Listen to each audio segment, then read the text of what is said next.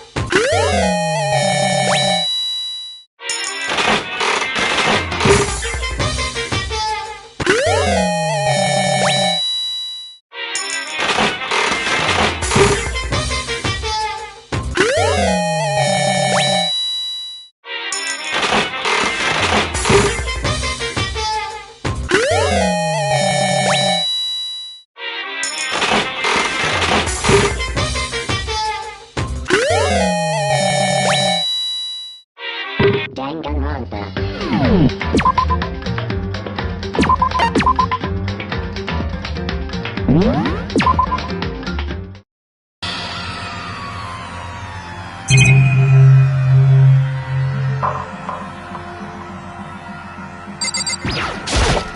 Justice, hey.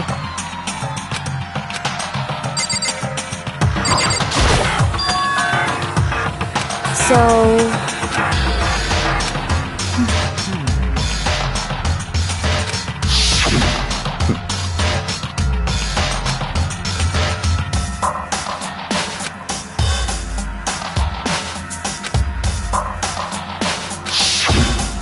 What?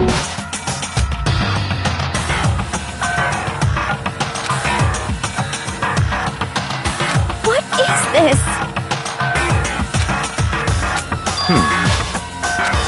What? No way! Well.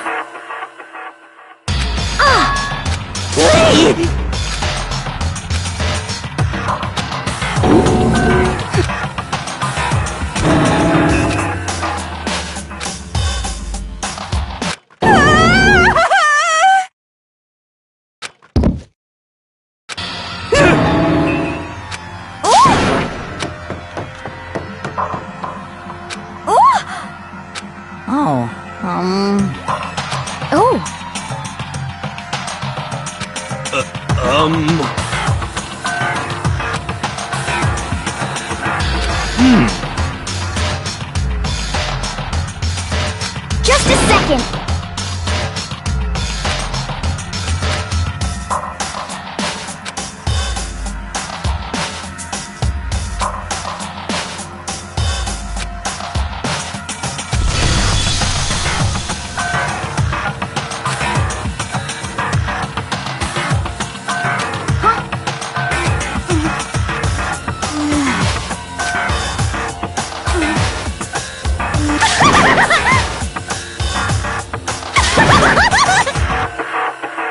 What the heck?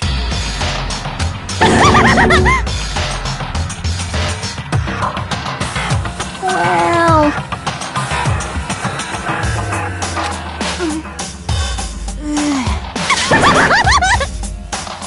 I see! So,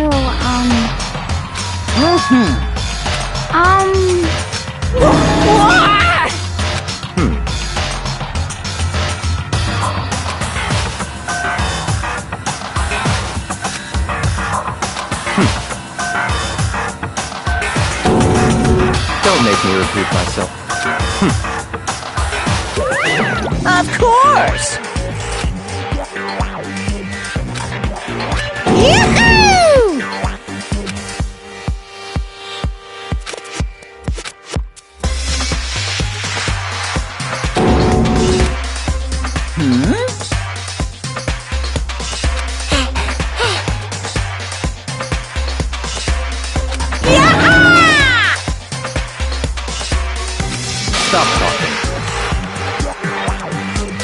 It's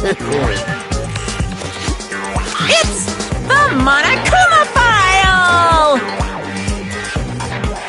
See ya later! No way!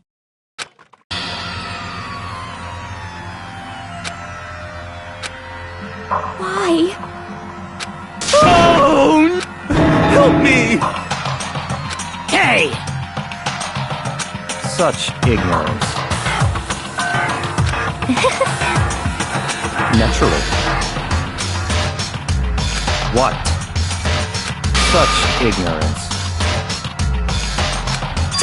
Damn you! Piece of shit! Calm down. Because... that's right. What? Hey! Hey!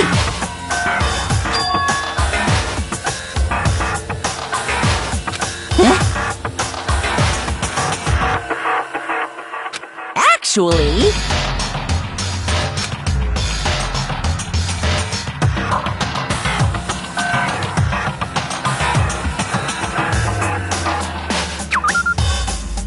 So then... Hey,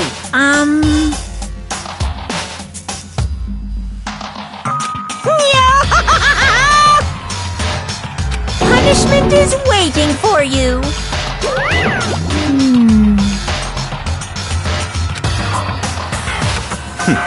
Interesting. You son of a bitch!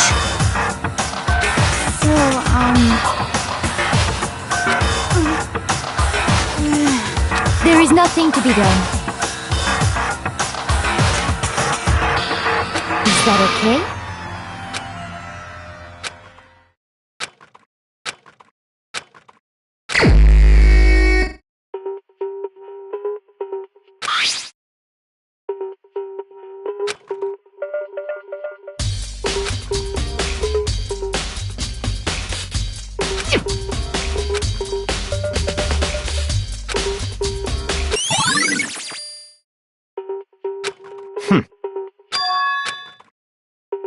Naturally.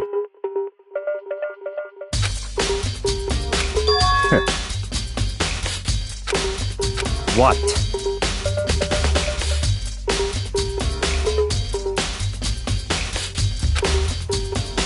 Stop talking.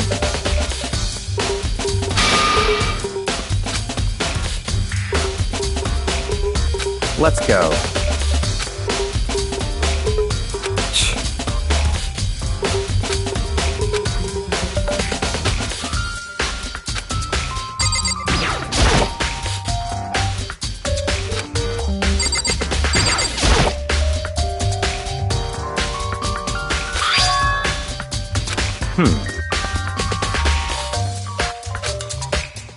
That's right.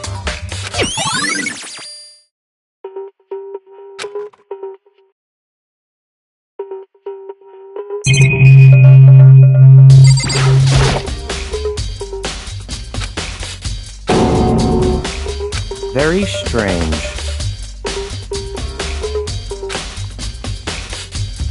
What?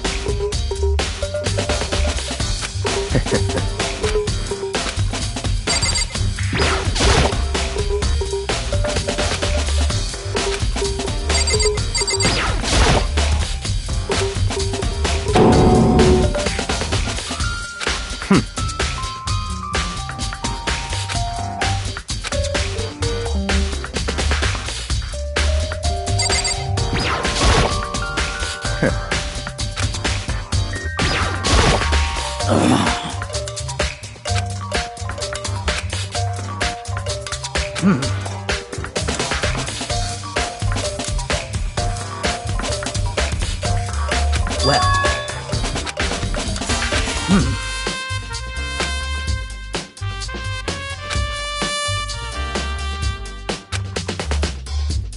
Perhaps.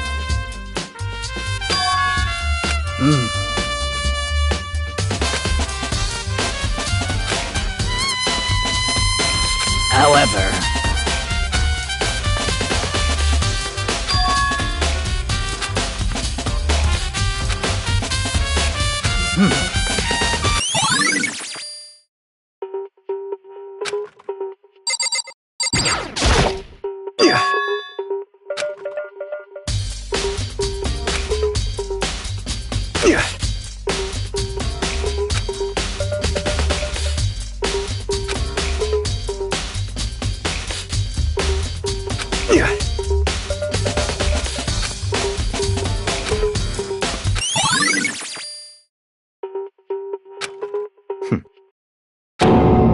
What?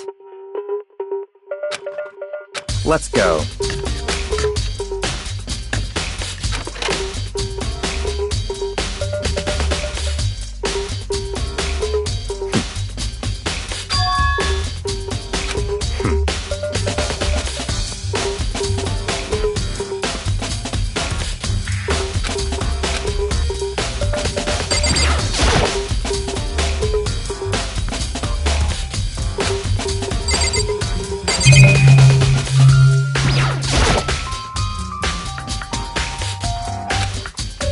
What? Did you call for me? That's right. You need something? Yep.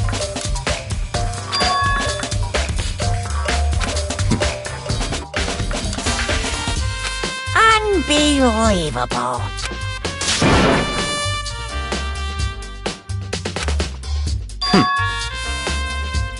Of course!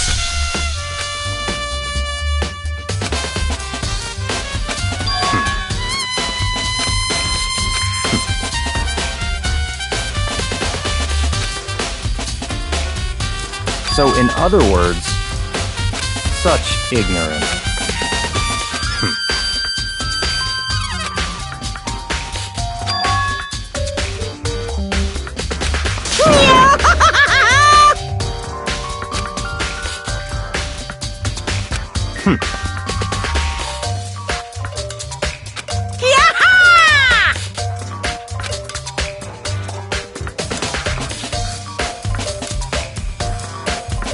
Yep. Why you?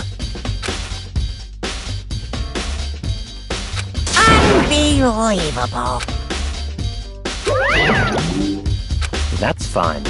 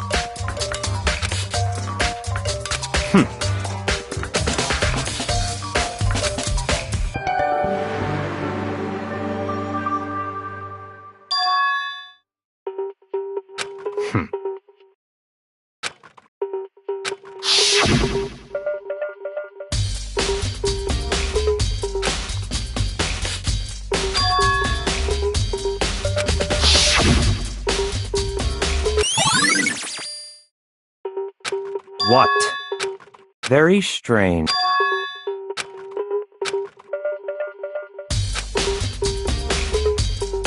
I see.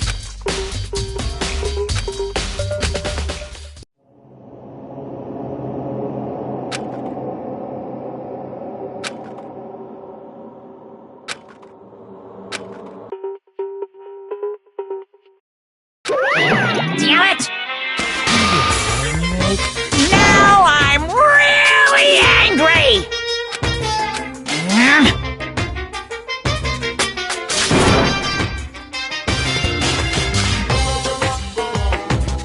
That's impossible!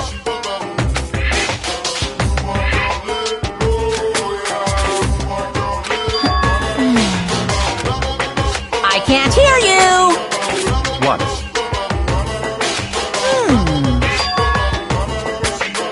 What?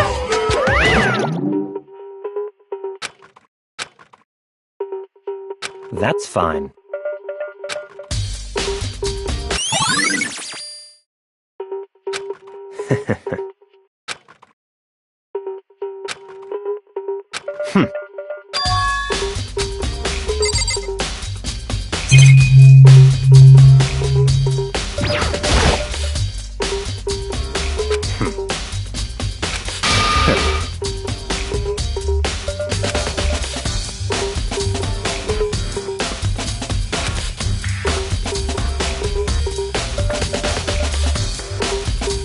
Don't make me repeat myself. What?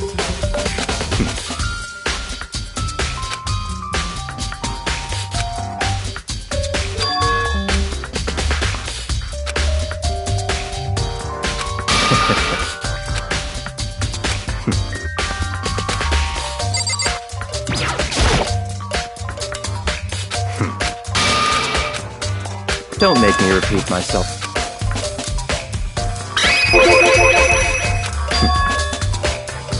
It's all clear now.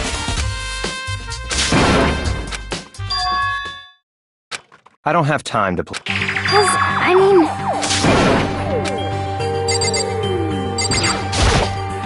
Please! 'Cause, I mean... Well... Very strange. Don't make me repeat myself. Yeah! Let's go.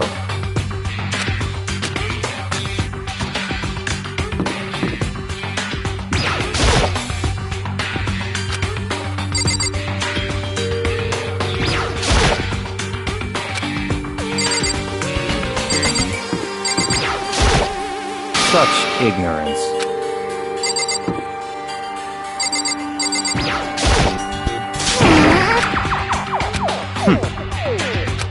So,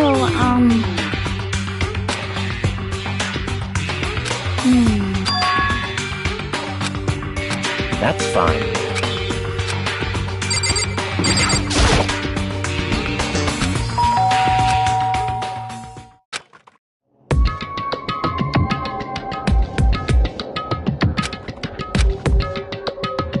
What? Oh, nothing. It's just that, Hina was really worried about you, holding yourself up in your room. leave me alone. Yeah, sure thing. But, could you open up, just for a second? Won't allow it. Huh? Won't let Genocide Jack have control.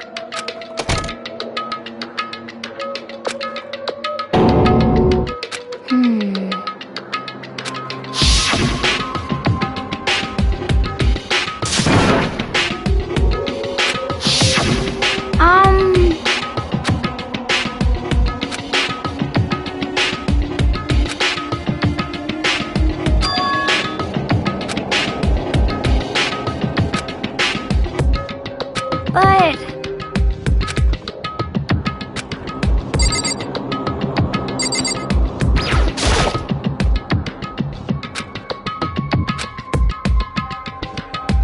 That's fine.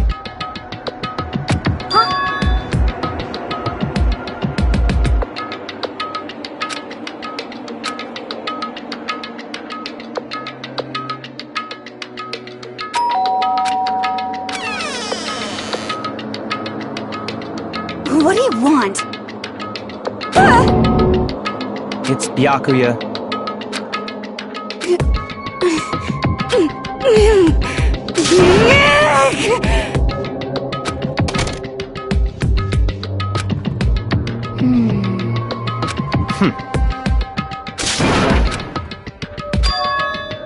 What? Stop talking. Let's go.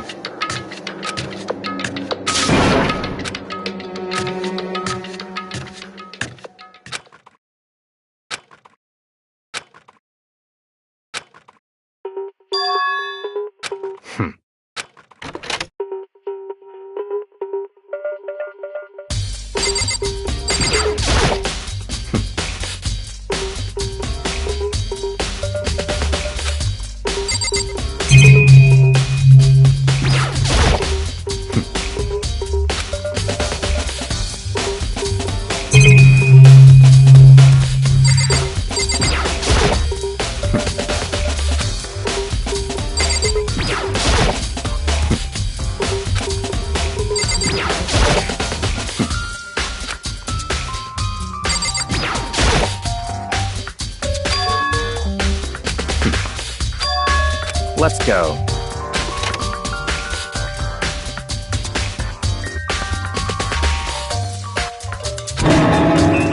So, in other words,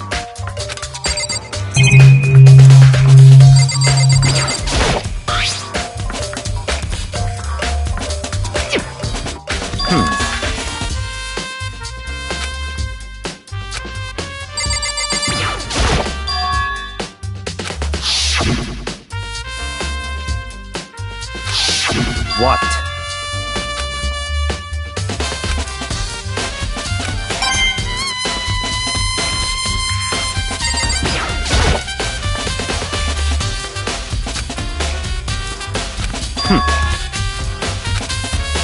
That's right.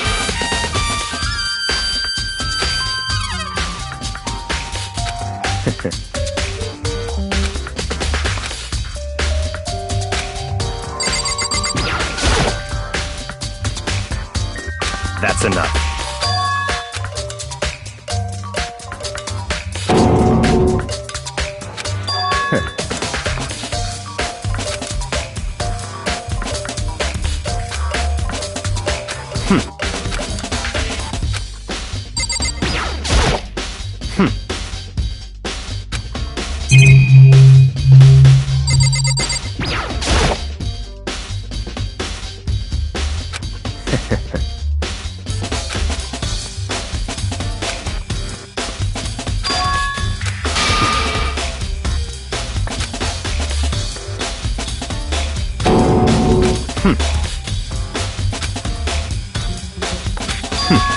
Interesting.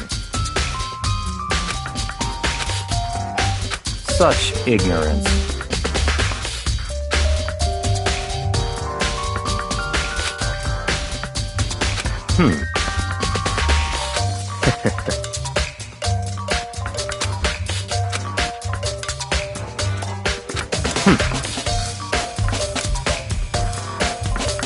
What?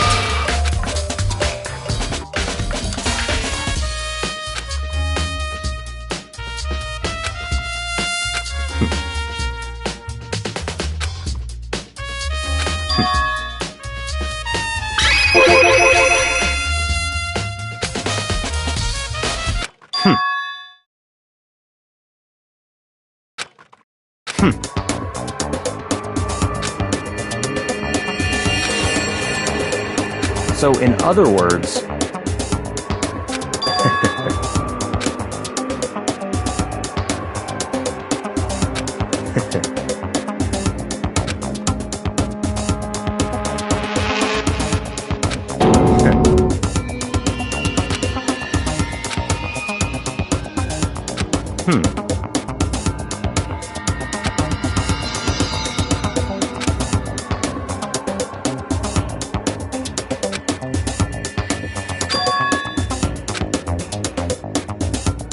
That's right.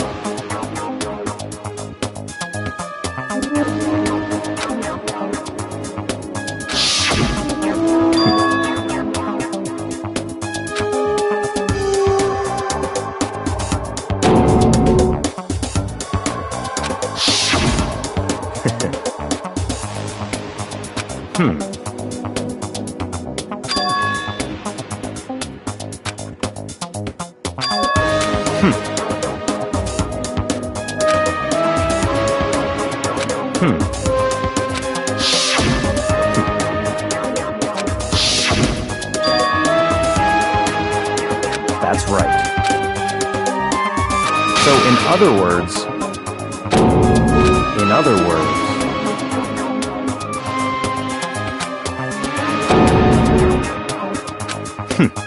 interesting.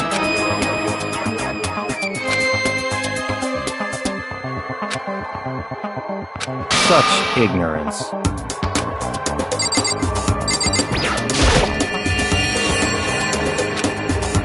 That's fine.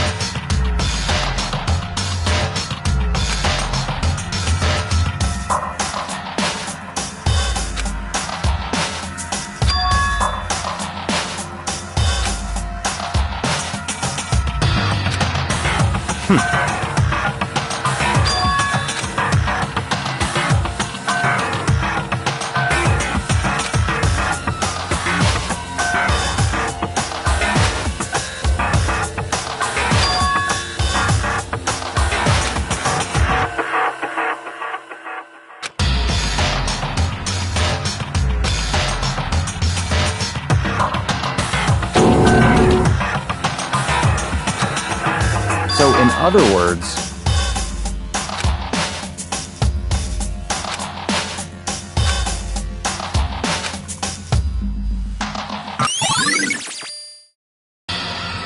let's go.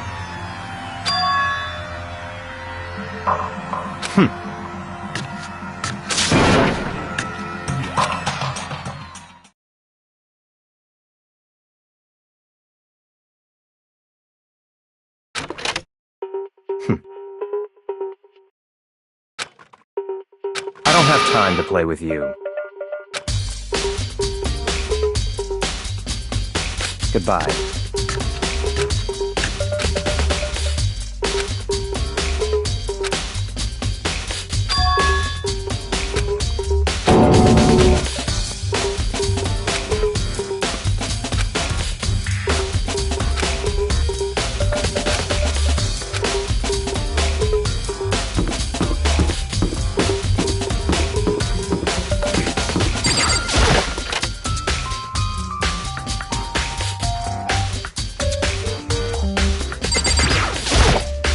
Da-da-da-da! I feel as if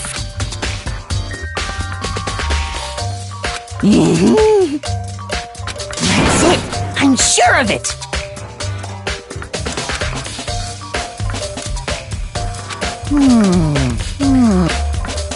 Well, it would seem.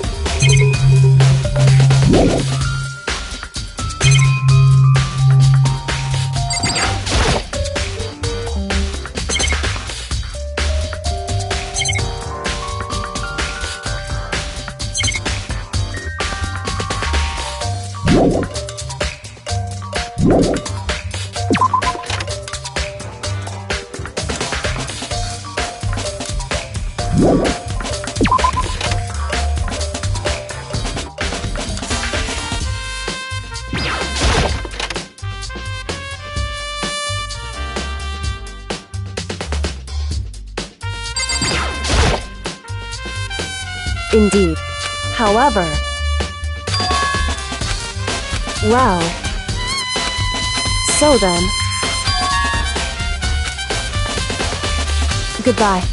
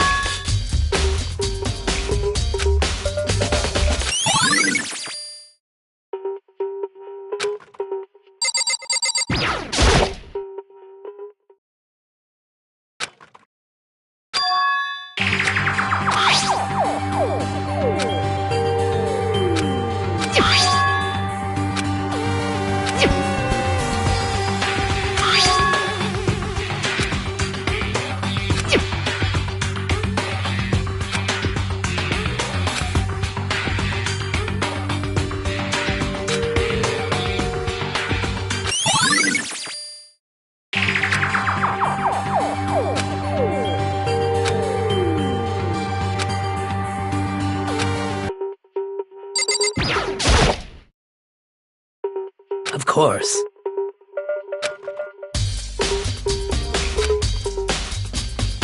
I'm sorry. However...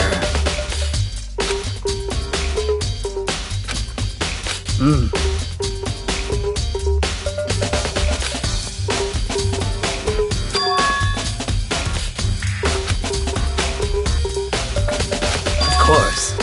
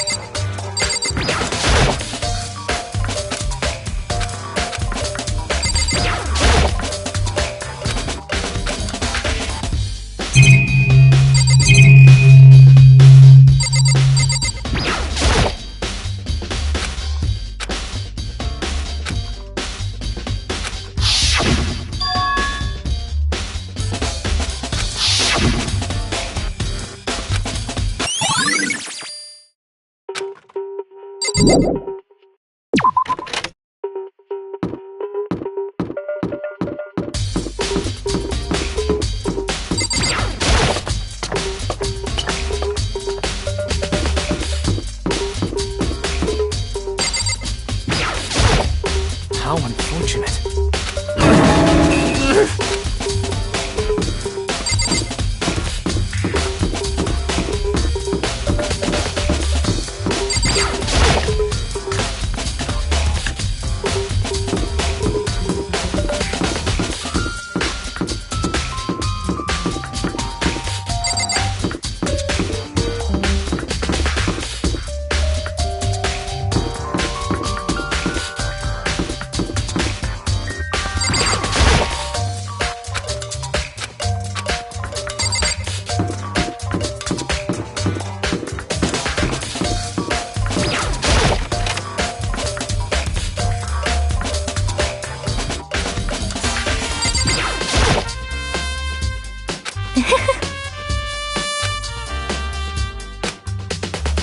Most unfortunate. Actually, indeed. What are you doing out this late? Oh, I was just... Are you planning to go exercise, perhaps?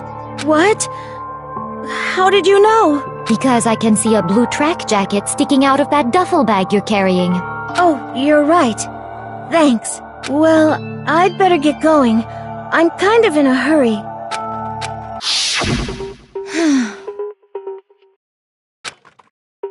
Yes, indeed.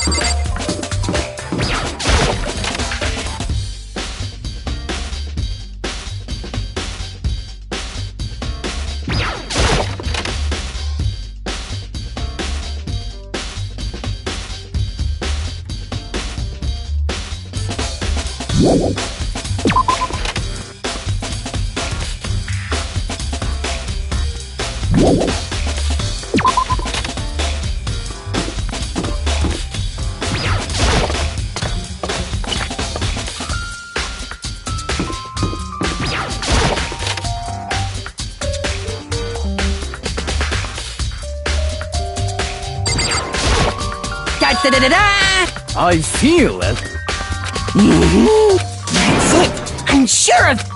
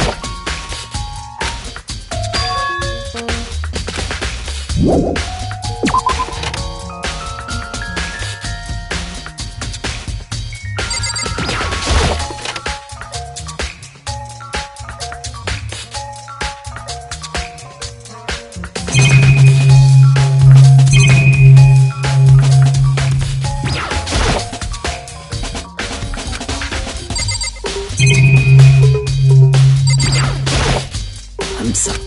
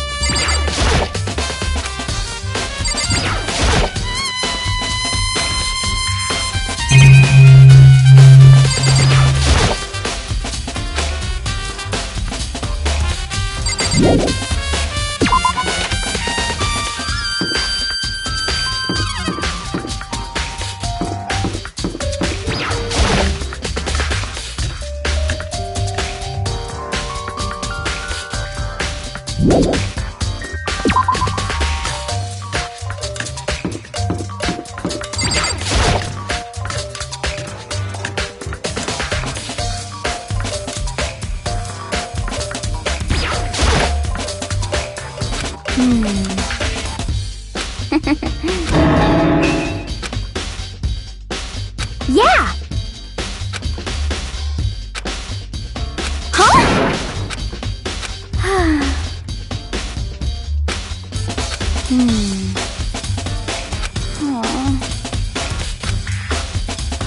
Well...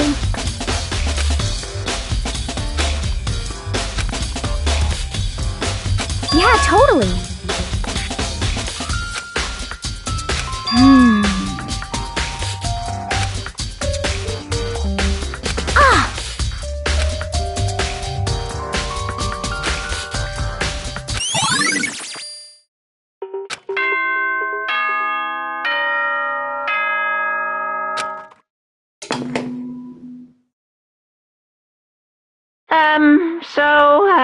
I'm getting tired of waiting. Shall we just plunge right in? It's the moment you've all been waiting for! The class trial! You remember where to meet, right? Please go through the red door on the first floor of the school.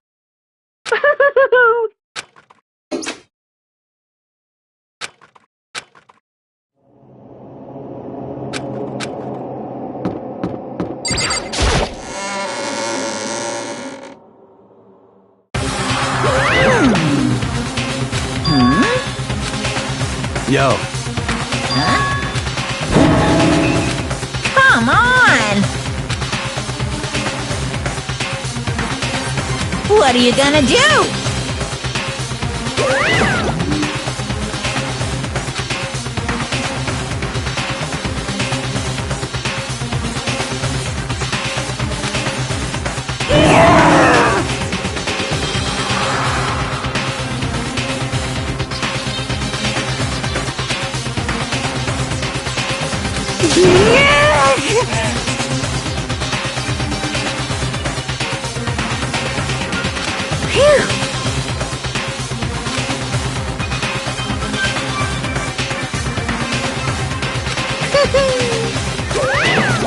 Let's go.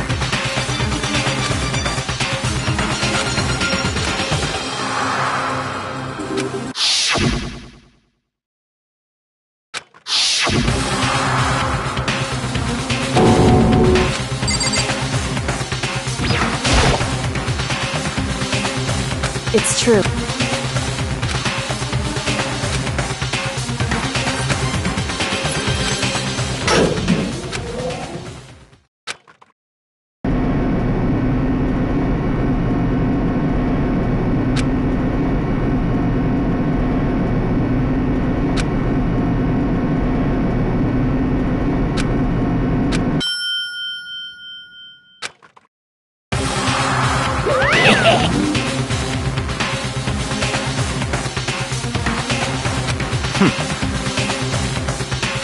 Very nice.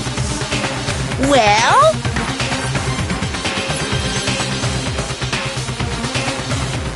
Thrills! Chills!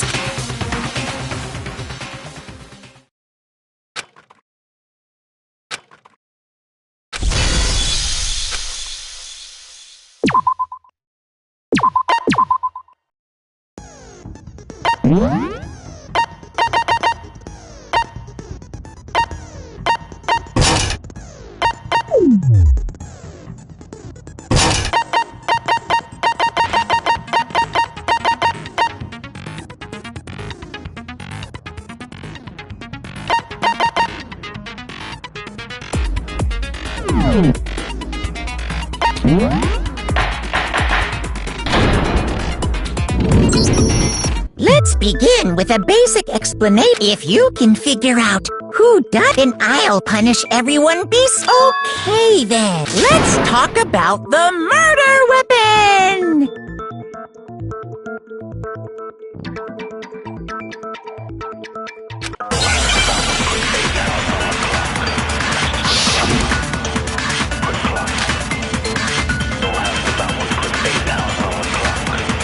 Chihiro's fatal injury. It appears it was a head wound. According to the Monokuma file, the killer used a blunt instrument. But what kind of blunt instrument could it have been?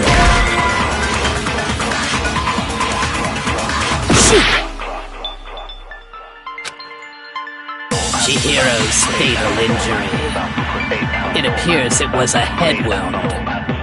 According to the Monokuma file, the killer used a blunt instrument. But what kind of blunt instrument could it have been? I bet it was an iron pipe. No, it's wrong!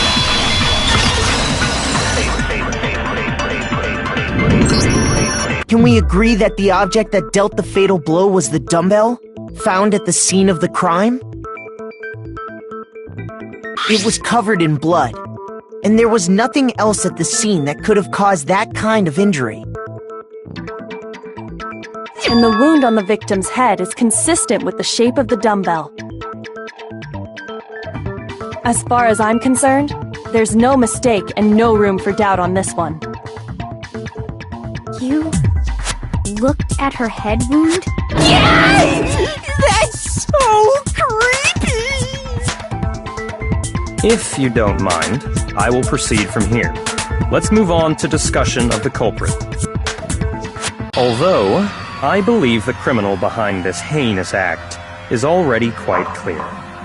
What? For real?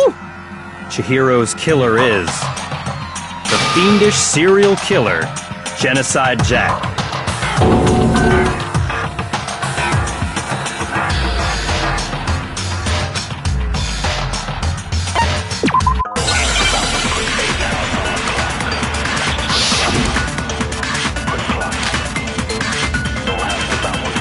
The culprit is Genocide Jack.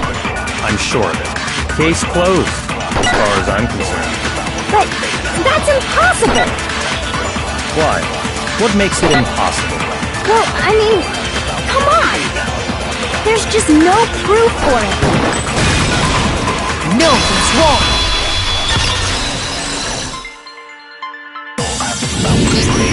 I might know one reason he could be involved. What? I found this file while I was looking around the archive in the library. I guess it's some kind of confidential file the police put together about the Genocide Jack case. What? That's kinda weird as shit, isn't it? What was something like that doing in the library? The why of it is probably more trouble than it's worth, so let's forget about that for now. More importantly, it outlines all the specifics of every Genocide Jack case in exceeding detail.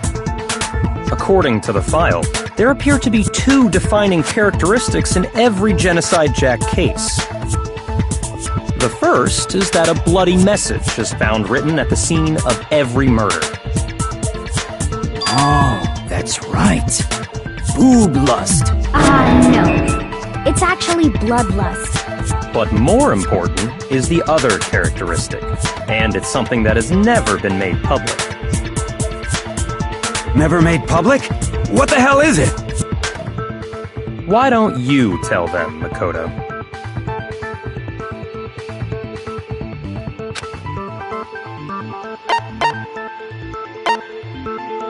I got it! Apparently, in every Genocide Jack case, the killer suspends the body in a certain way.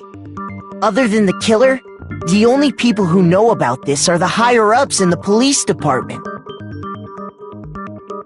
However, Chihiro was most definitely suspended in the same way. So, how did the culprit know about this when only high-level police officials were aware of it? There's only one logical answer I can think of. It's because the culprit in this case is the real Genocide Jack. No fucking way! You're saying Genocide Jack is one of us? Yes, in fact, it's Toko. What? Genocide Jack's true identity is Toko Fukawa. You lie! What? Hey, okay, wait, hold on a sec. Toko has, like, bloodophobia or whatever, remember? What kind of serial killer is afraid of blood? Is Toko Genocide Jack? The answer is yes and no. Another riddle? Man, why is this gotta be so complicated?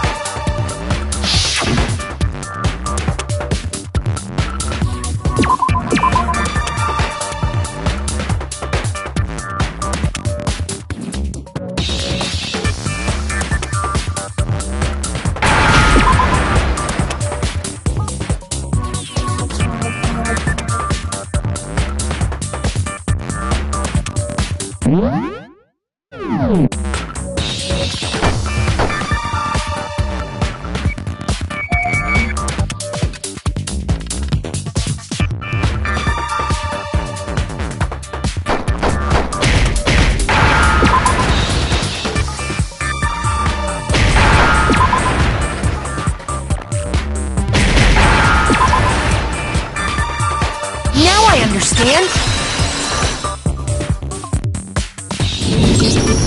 Is it because Genocide Jack has a split personality? Huh?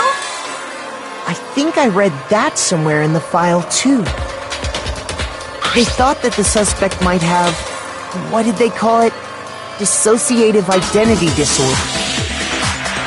Oh, okay. But still, to go and say that about Miss Fukawa is... perfectly acceptable. Toko's strange behavior after seeing the body is proof enough that she has a split personality.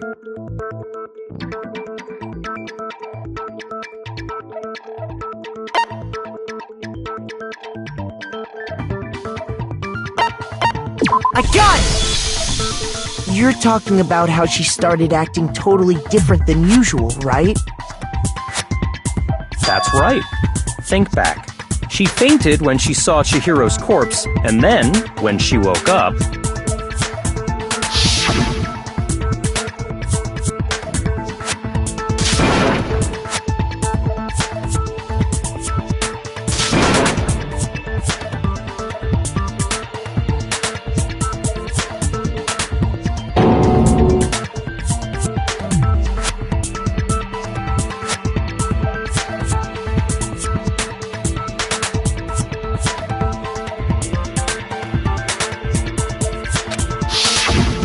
She was acting funny, that's for sure.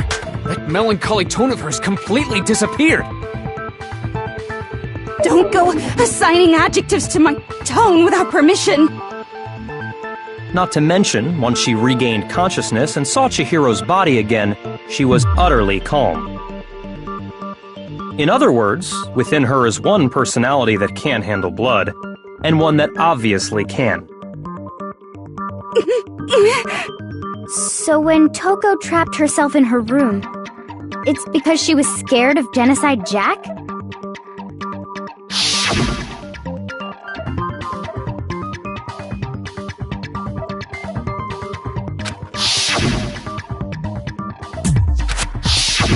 The reason she locked herself in her room wasn't to keep other people from getting in. It was to keep her other personality from getting out. What? Toko was afraid. Afraid of the murderous fiend inside of her. Of killing even more people. How? Yeah. How can you know all this? I do believe you misunderstood her. What she's trying to say isn't, how can you know all this? No. What she wants to know is, how could you tell them? Huh? Last night, just before Monokuma gave his motive speech, Toko and I had a strange conversation. She told me a most interesting story. She said a murderous fiend lived within her, and she was afraid it could appear and attack at any time.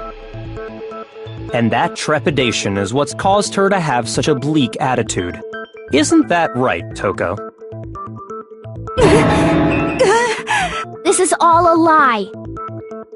Right, Toko? You said you wouldn't tell anyone. What? You promised! I can't believe you lied! You have only yourself to blame. You came to me with your tragic little story. I didn't ask you to. This is the real world, not some romantic fantasy fairy tale. Besides, you broke your promise first. You said that as long as you were here, no matter what, you wouldn't let Genocide Jack kill anyone. But in spite of that promise,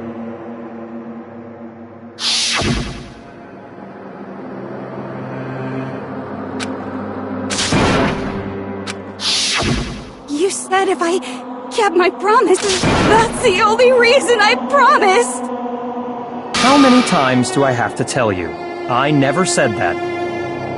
But you weren't able to do it. You just couldn't resist that rush you got from killing, could you? I tried! I swear I tried to control it, But your efforts were useless. What a disappointment. I hate you. Well, The opening act is nearly finished. All that's left is to hear from the person in question directly. The person? You don't mean...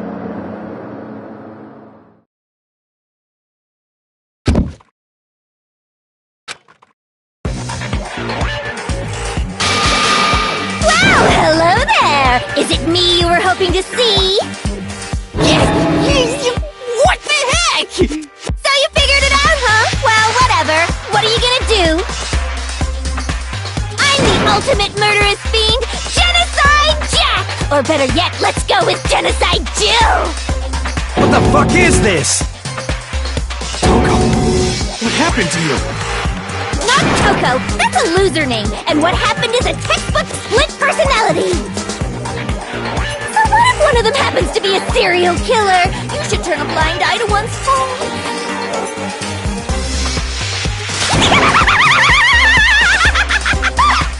So intense. Like they say, sound in murderous mind, sound in murderous body!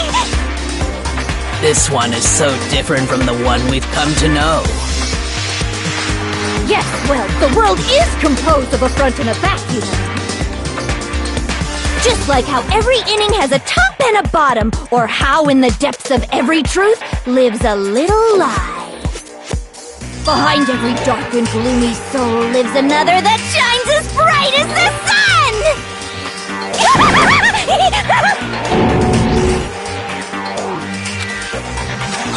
Miss Jack, Jill, can I ask you a question? What's up?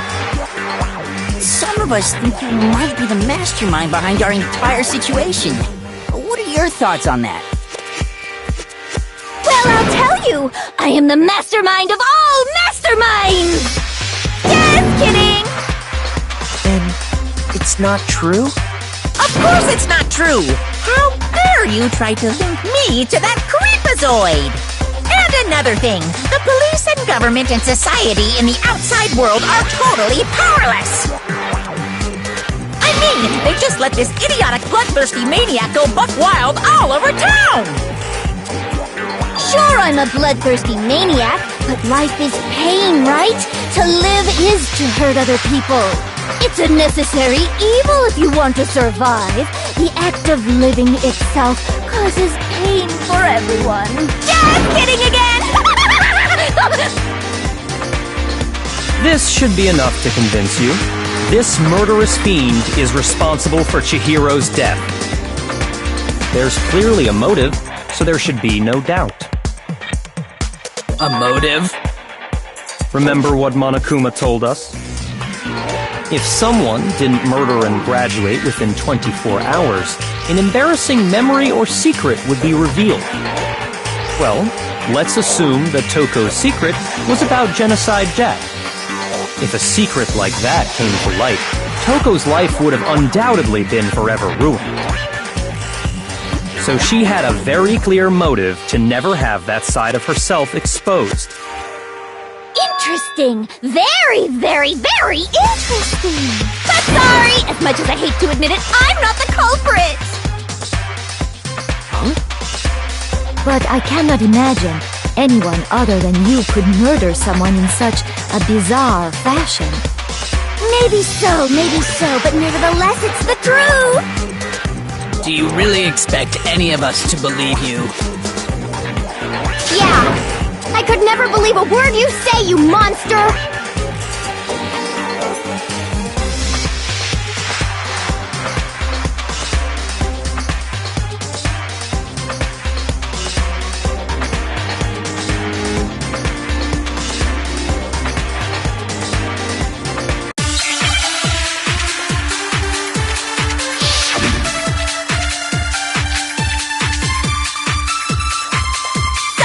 But I didn't kill anyone! You say that, but do you really expect any of us to believe it? Perhaps if you had an alibi, that would change things. Oh, an alibi, huh? Now we're talking! When you compare your past murders to this incident, the modus operandi matches completely. No, it's wrong!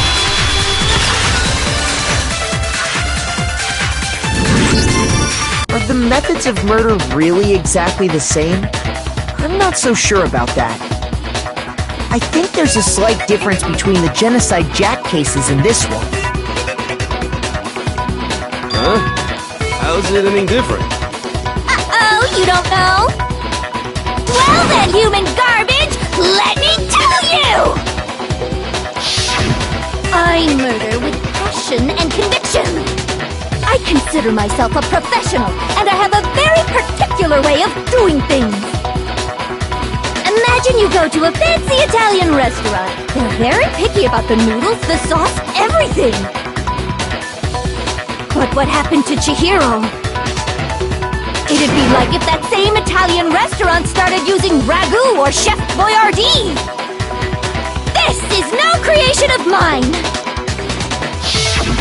Let me rephrase that, in a way that maybe makes more sense. There are two clear differences between the Genocide Jack cases and this one.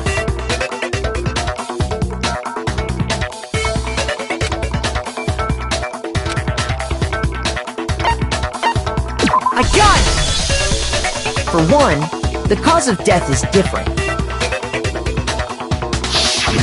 In the Genocide Jack murders, all the victims were killed the same way. According to the case file, they were all apparently killed with a pair of scissors. But Chihiro died from a blow to the head, right? Ah, yes. That is remarkably different from the other murders. Wouldn't it be strange for someone who kills the same way without fail to suddenly change their method? And there's more. One more conflicting detail. That's right! In my recipe of murder, if the bloody message is the tortellini, then the arrangement of the body would be the pesto sauce! Could you please stop comparing killing people to cooking? So, are you saying the other difference has to do with how the body was arranged?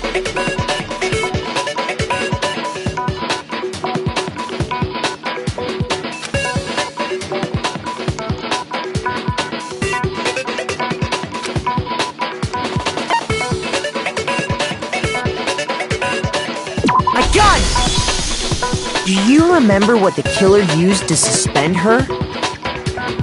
They used some kind of rope to hang her up by her wrists. What is your point? Well, in all the previous Genocide Jack cases, something else was used to suspend them. Specifically, pairs of razor-sharp scissors. And guess what? I use my own specially designed scissors for the murders and the arrangement! Like I said, I'm a professional, so naturally I'm very picky about the tools I use. And you know what else? Big Mac said there's two differences, but he's wrong! Big Mac? Are you referring to me? Listen up, Big Mac! There's actually one more difference! Huh? My word, you really didn't notice? Take a look at who the victims were in each Genocide Jack case! There's a pattern there, just waiting to be discovered. A pattern? Figure that out, and it'll be plain as death why I couldn't have possibly killed that little lolly girl.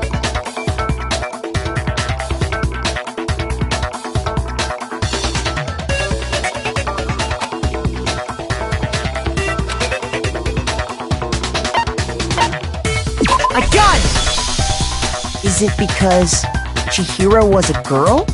Bingo! Bullseye! Right on the money! What are you talking about?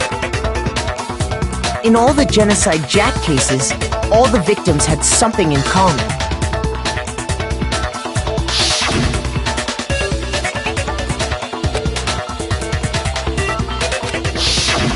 They were all guys?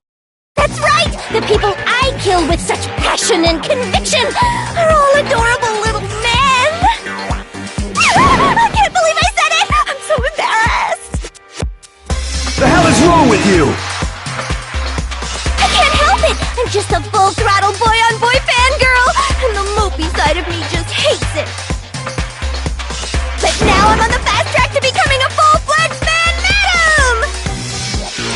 So since Chihiro was a girl and not an adorable little man, you wouldn't kill her? Would an Italian chef suddenly start making ramen just because they're both noodles? Don't be stupid. I have too much passion and conviction to cross that line. That's the absolute reality of the one and only. We get it. You've clearly explained your hobby and your philosophy. But that's not all there is to it. It's a different matter entirely when you're forced to kill in order to survive. Quiet, lowly cur! Lowly? Cur? I would never kill for a reason as petty as mere survival. And if by some fluke I did kill to survive, why would I bother with the message and arrangement? It'd make me the obvious suspect! That does make some amount of sense. Plus, whatever reason I have for killing, I would never leave out my prized scissors! Who would go out of their way to use a big, stupid, heavy dumbbell? Maybe you used the dumbbell because you couldn't find any scissors in the school? Any scissors? I don't just use any scissors! I only use my own set of high-class envy of the entire world scissors! Okay, whatever. There still aren't any in the school. Are you sure about that?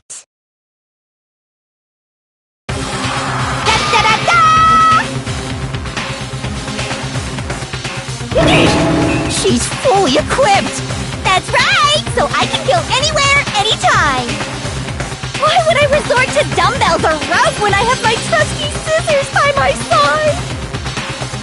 Go ahead, tell me I'm wrong! You can't, can you, gutter dogs, all of you! Not to mention, I have no clue how to tie a good knot! So rope's totally out of the question anyway! I have no idea what's going on anymore! Could such a heinous villain really be innocent? But the body really was suspended, right? And nobody but the police knew about that. Yeah! That's why we figured it had to be the real deal, and not some copycat killer or whatever.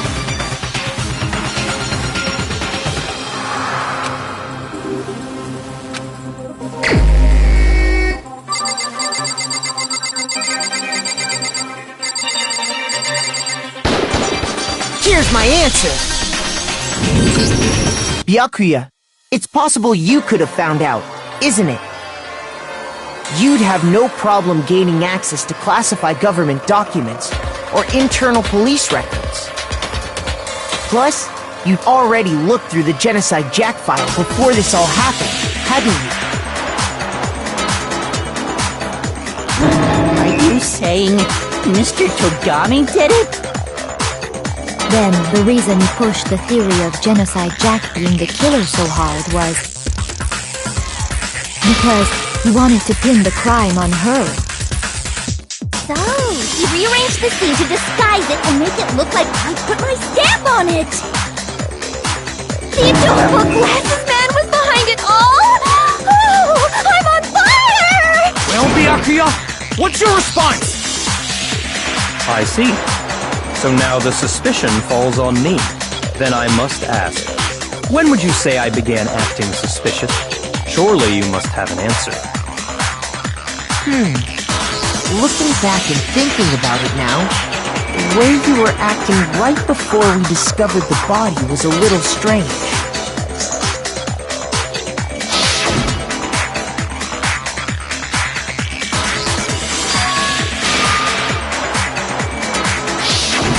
You wanted to go to the girls' locker room right away, right? But since you're a guy... I should have naturally thought of the boys' locker room first. Is that what you want to say? The victim was Chihiro, a girl. Hence why I said we should check the girls' locker room. Nothing strange about that, I'd say. On the contrary, there's something very strange. Okay then. What's so strange about it? Go ahead. share with the rest of the class.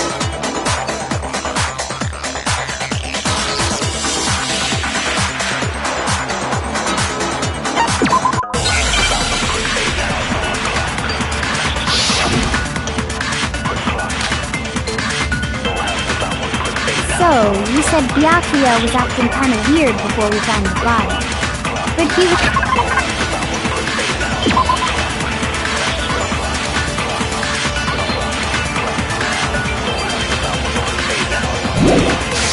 acting weird. How? If you're presented with the opportunity to check out the girls' locker room, You absolutely take it! That's a natural reaction for any guy! The victim was Chihiro, who was a girl. So of course I would suggest we check the girls' locker room first. There was no time for pointless distractions. What's so strange about that? you wish you'd taken me with you. So, you said Byakuya was acting kind of weird before we found the body. Shoot! So, you said Byakuya was acting... If you're presented with the opportunity, that's unnatural! The victim was Chihiro, who was a girl. Shoot! So, you...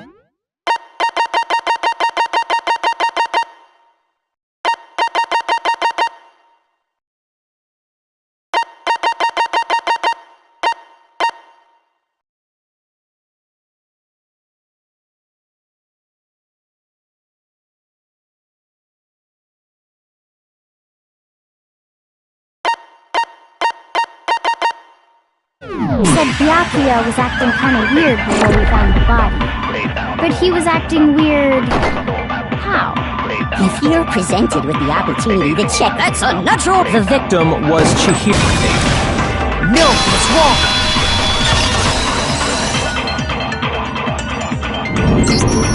I'll tell you what's so strange about that. Because up until we actually discovered the body, we couldn't have known who the victim was. So your claim that you went to the girls' locker room first because Chihiro was the victim doesn't hold up. I see.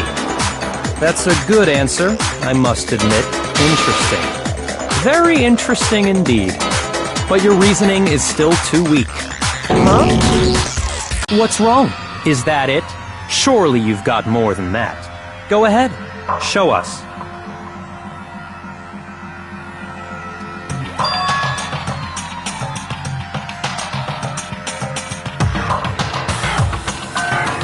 What's the matter? You're not finished already, are you? There must be more to it. There is. I think. There is more to it. Think about it. We just talked about the differences between this case and past Genocide Jack incidents. The proof you're looking for is hidden in there. Oh? Proof that I'm the culprit, you mean?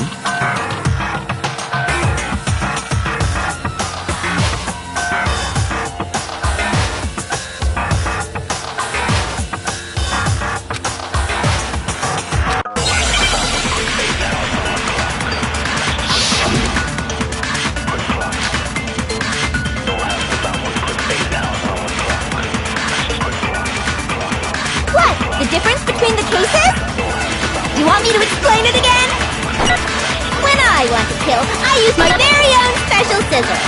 And I use those same scissors to arrange the body. But Chihiro was suspended with... It was some kind of rope. Was it not? That's right! It absolutely was! Then there must be something very fishy indeed about that rope. Hey, Byakuya, where'd you get it from, huh? I'd never seen that rope before in my life. No, what's wrong?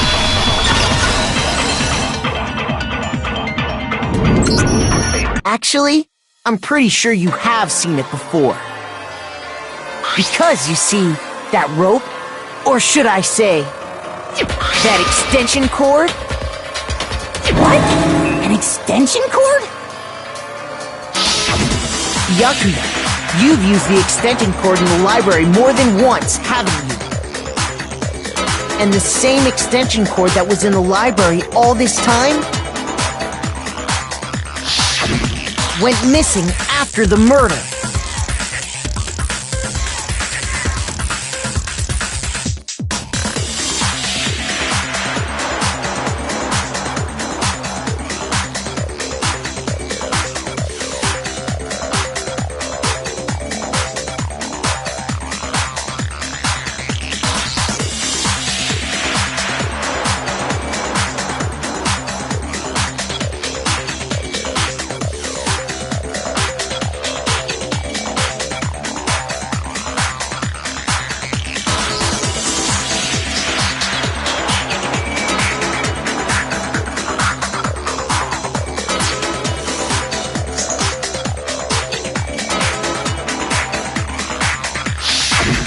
There's no way someone who uses that extension cord as much as you do wouldn't discover that fact. And Byakuya must be the one who took the extension cord. I can't imagine any other possibility.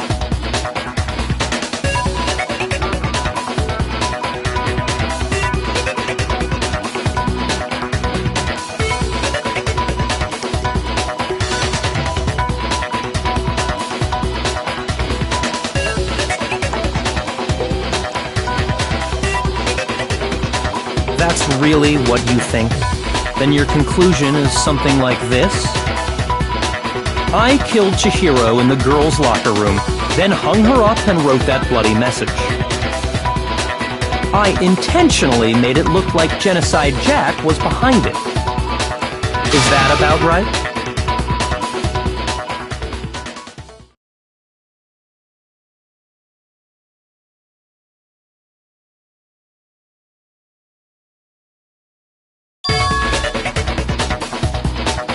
What's wrong? I asked you if you think that's what happened. Hell yes, that's what happened. So that's it, right? Byakuya's the killer. I don't disagree with not disagreeing. He kept calling this a game, right? So he'd be totally willing to do something like this to win. Sorry, but could we hold on just a second? I think we need to talk about this a little more. Sure. Do we really need to? We've already decided who did it. I know, but still, there's something that's still bothering me. Is that right? And what, pray tell, is still bothering you? I killed her in the girls' locker room, then disguised my crime. Specifically, I dressed it up to make it look like it was the work of a homicidal psychopath. What about all that bothers you?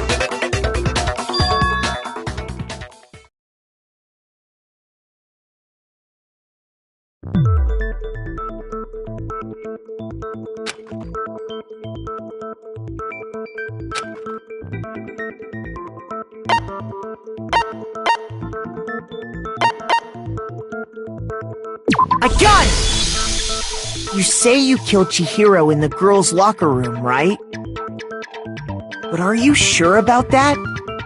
Isn't it possible that the murder took place somewhere else? How disappointing. What kind of question is that? Even in the world of disappointments, this is a true letdown. She was found dead in the girls' locker room. There is absolutely no question about that.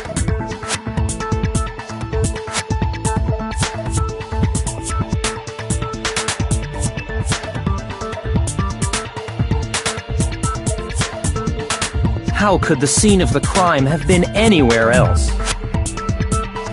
Well, I think it's entirely possible that she was killed somewhere else, then carried there later, along with the rest of the murder scene. The rest of the murder scene? That was awfully specific. Please tell me you have a reason for saying all of that. I believe I do.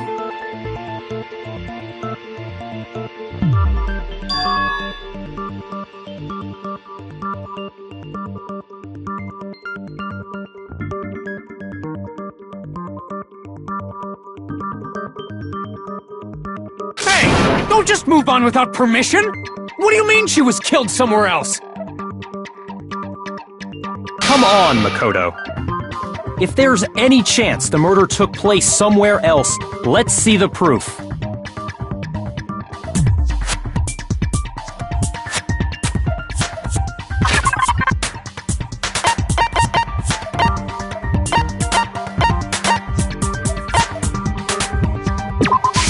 I got it! The proof that she was killed somewhere else is the poster that's hanging in each locker room. Your proof is some posters? The poster in the girls' locker room was a picture of a big-boobed supermodel. But don't you think that's kind of strange? Why would the girls' locker room have a poster like that? I bet those massive jugs of hers were totally fake! Meanwhile, the boys' locker room had a poster of the super popular boy band Tornado. Again, that doesn't really seem to belong in a boys' locker room. So you're saying that maybe the posters were switched? And there's one other thing I noticed about the locker rooms. You know what I'm talking about, right, Sakura? You're referring to my protein coffee, aren't you? Protein coffee? While I was in the girls' locker room earlier, I spilled some protein coffee on the carpet. But I noticed that after the murder, the stain had been totally scrubbed away.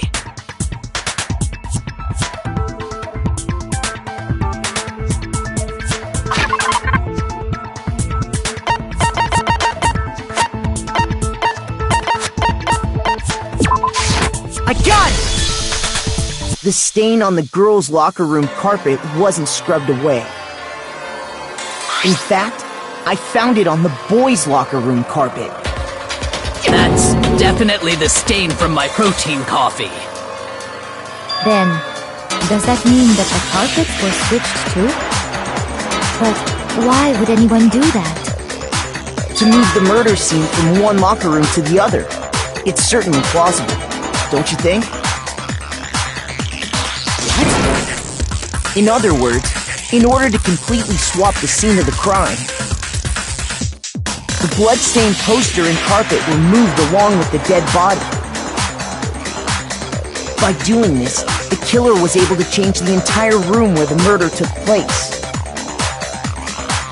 I can certainly follow your reasoning, but why would the culprit bother doing that?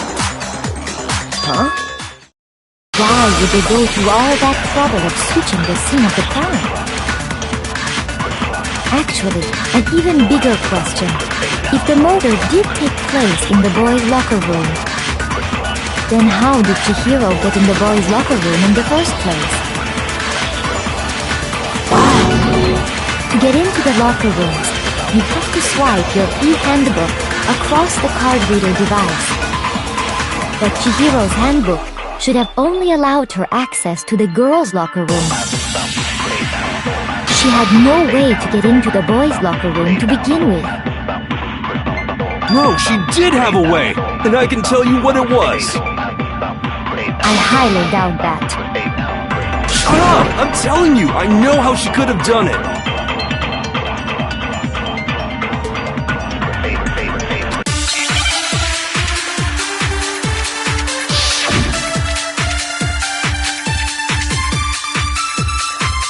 Is it really possible? Could Chihiro really have gotten into the boys' locker room somehow? Ah! I got it! She must have hacked her e-handbook! She was the ultimate programmer, after all. I'm sure that would have been no problem for her. No, I don't think that's it. She used the thing that was in the main hall. Huh? What thing? I'm talking about Leon's handbook, of course. No, that's wrong!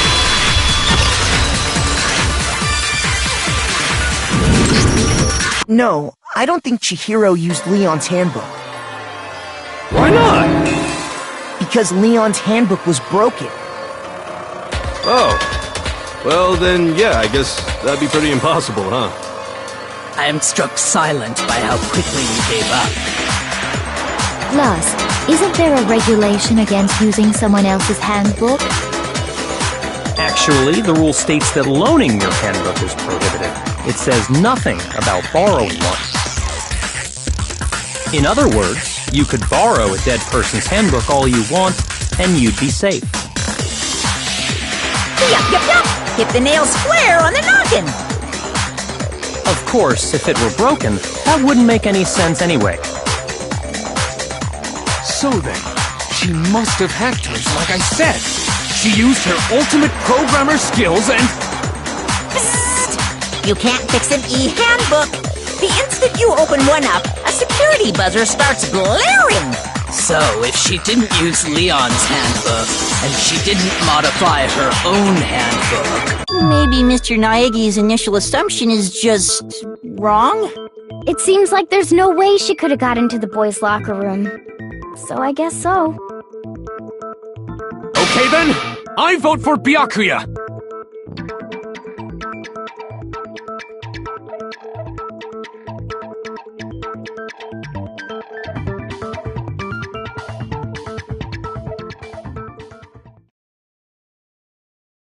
Hold on a second.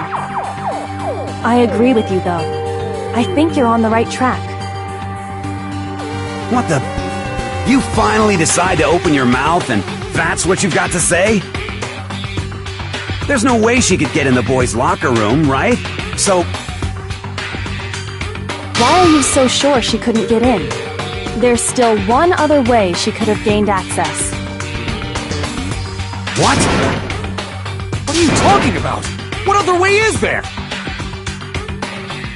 Well, to explain that, why don't we take a little break from the trial? I'd like you all to come see something. Wait. Just what do you think you're doing? Don't worry.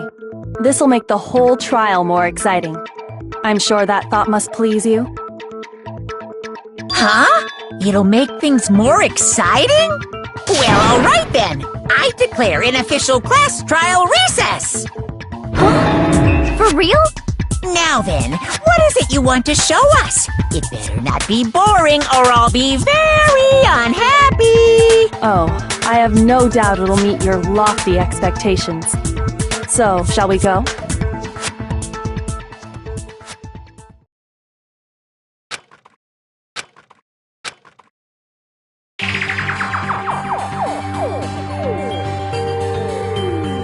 The girls' locker room? We've already searched this place top to bottom! What are you trying to pull, Missy? I'd like you to examine the victim's body one more time.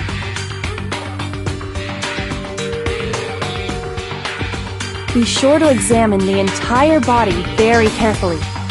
Take your time. Examine her carefully? Like using our hands?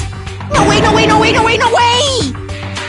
It's probably best if I don't run my hands all over a girl's dead body. It's not that I'm creeped out or anything, it's just... based on religious grounds, you know? Very well. I'll do it. But you're a girl. You shouldn't have to touch a dead body. Just let one of the boys do it. No, it's okay. I think Chihiro would rather have a girl examine her. So just leave this to me. Sakura? What is this? Some kind of secret girl-on-girl action? Is that what you two are about? That's not it at all. Stop screwing around. Okay, here I go. I'm sorry, Chihiro. Please excuse the intrusion.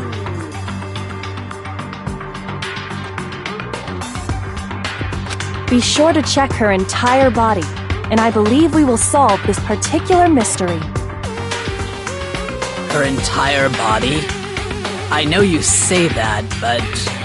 What? This is... What is this... What is it? Not possible. It's not possible.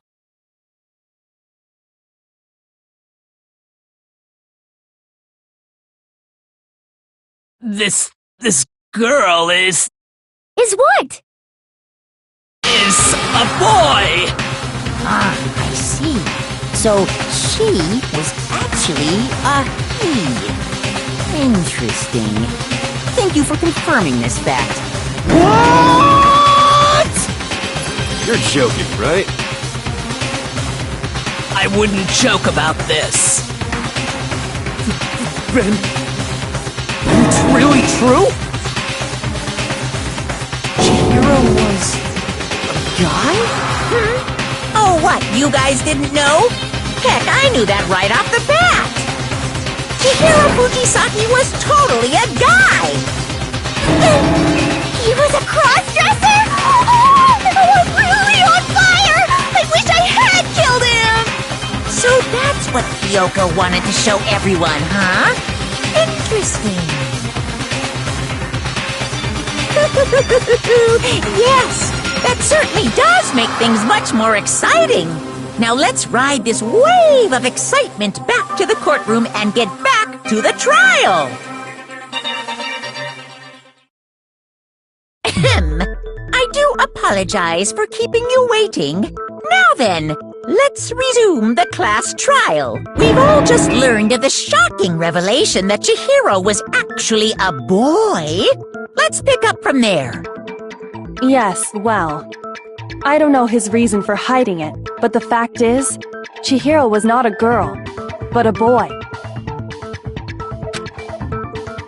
And because the victim was male, he would have had no problem gaining access to the boys' locker room. Assuming his handbook did, in fact, list his gender as male, then yes, that would be true. Of course his handbook said he was a boy. He dressed like a girl, but he was a boy through and through. So then, there should be no issue with Makoto's initial assertion.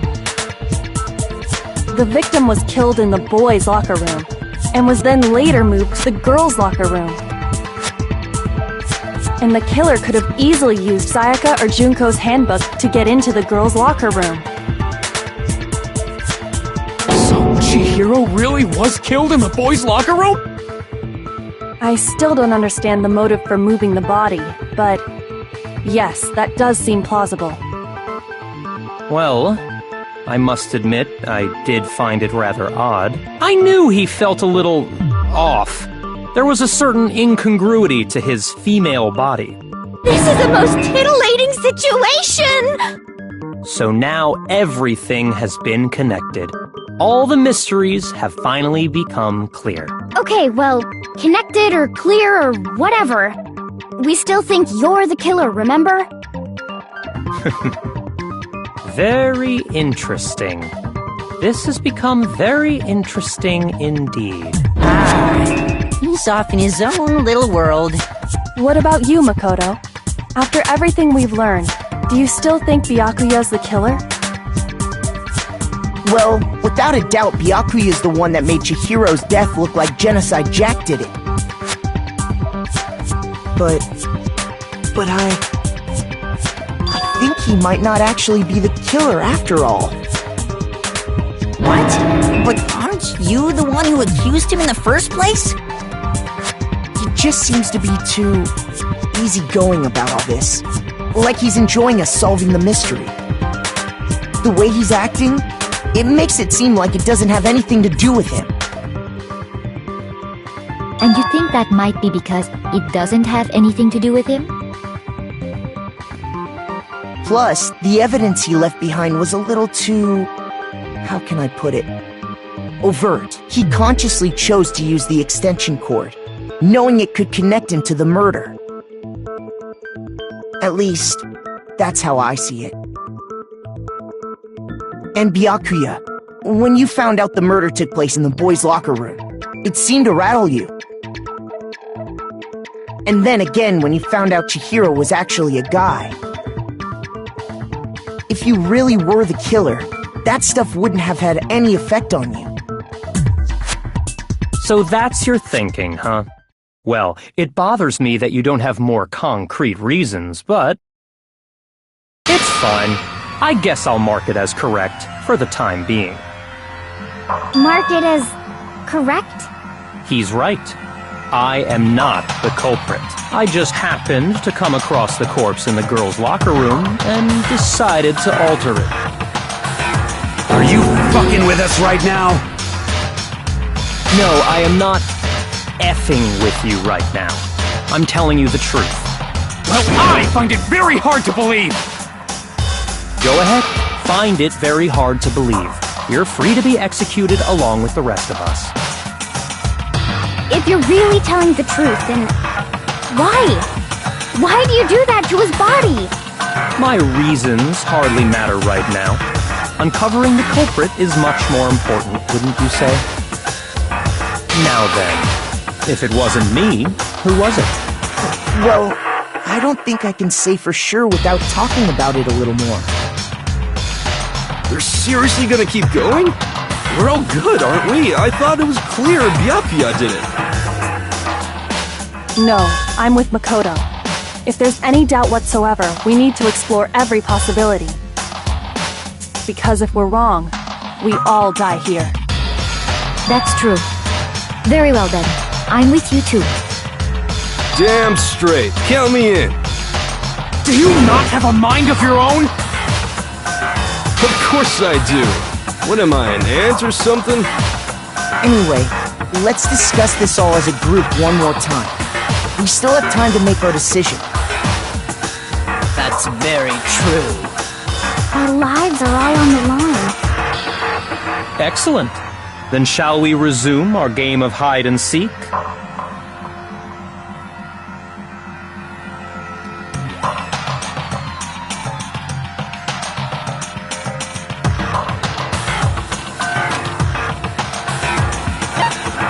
I got it!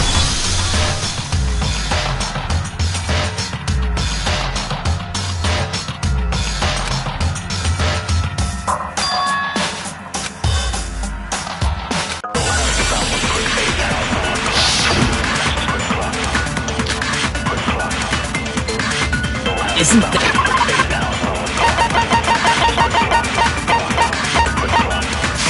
there a single clue that might lead us to who did it? Well, clues are one thing, but did nobody get a look at the killer? I'm sure if someone saw the killer, they would have said something by now. Perhaps someone saw the victim at some point. Even that might be enough for now. Yeah. All we need right now is any kind of new info. It's over. It's all over. You want to know who saw the victim? The killer! And only the No, that's wrong!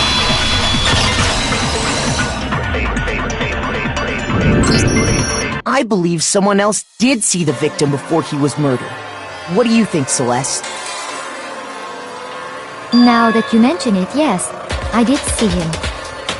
Huh? Really? Oh, but I suppose only Makoto knows about this. The rest of you had no idea, did you? That is why you're all making such ugly noises. Whatever! Just hurry up and tell us! It was last night, right before nighttime. I saw Chihiro in the dormitory warehouse. I saw him stuffing a track jacket into a duffel bag. And then, I assumed, he headed off to exercise. A track jacket and a duffel bag? But we didn't find anything like that at the murder scene. It seems likely that the culprit destroyed them to get rid of any evidence. And that is when he said something that struck me as rather odd.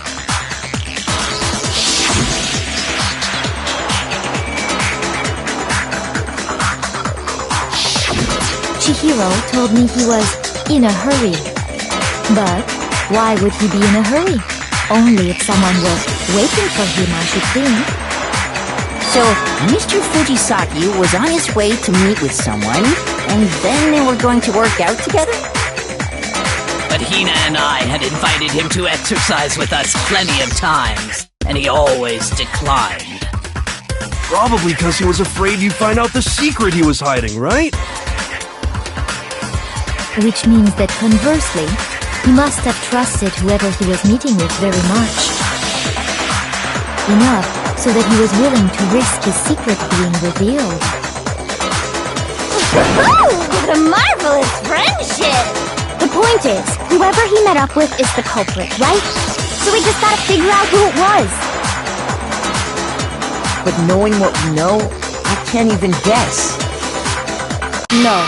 You already have what you need to make the connection. Huh? You know who the killer is. Seriously? Who is it? Who's the killer? Think back to the track jacket and duffel bag the killer disposed of. Focus on the details of these items, and it should become obvious who was waiting for him. Are you sure about that? You really think we can figure out who did it based on 2 pieces of evidence that we don't have? What? You want to track down some fingerprints or something?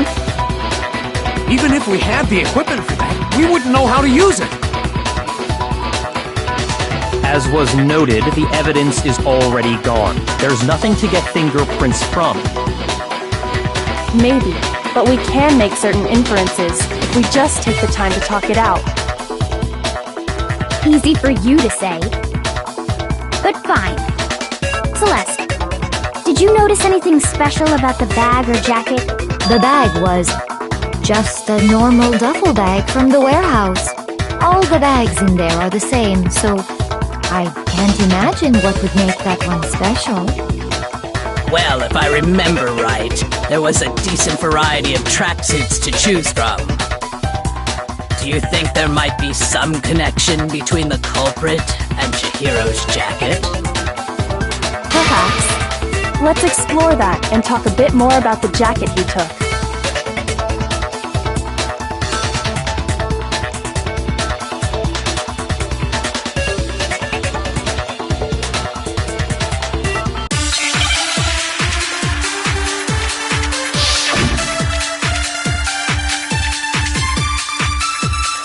First of all, we know where Chihiro was headed.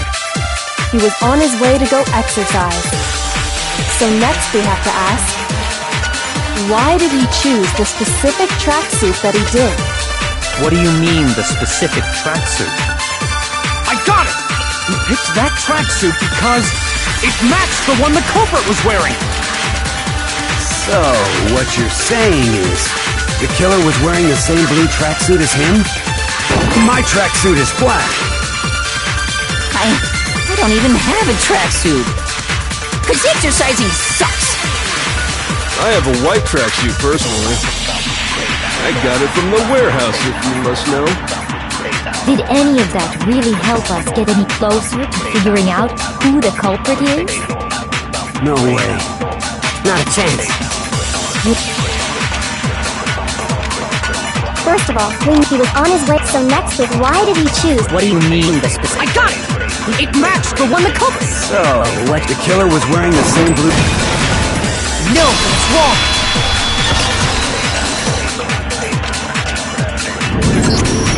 Hold on a second, Mondo. What did you just say?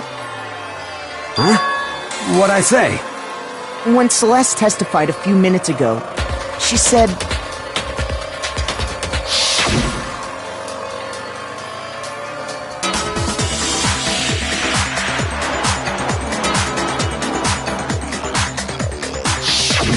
She never said anything about the jacket's color.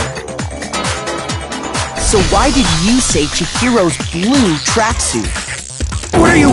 You just... Hey, Celeste, what color was Chihiro's tracksuit? As a matter of fact, it was blue. And before we began the trial, did you tell anyone that?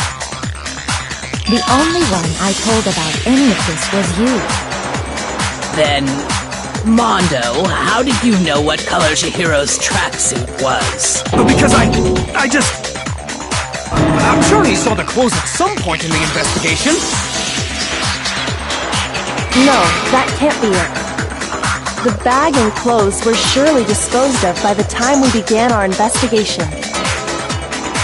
Then the only reason he could have known what color the tracksuit was is if he saw Jerry with it before he died! That's the only possibility! Jerry? Are you talking about Chihiro? So, how about it? Did you see the tracksuit or didn't you?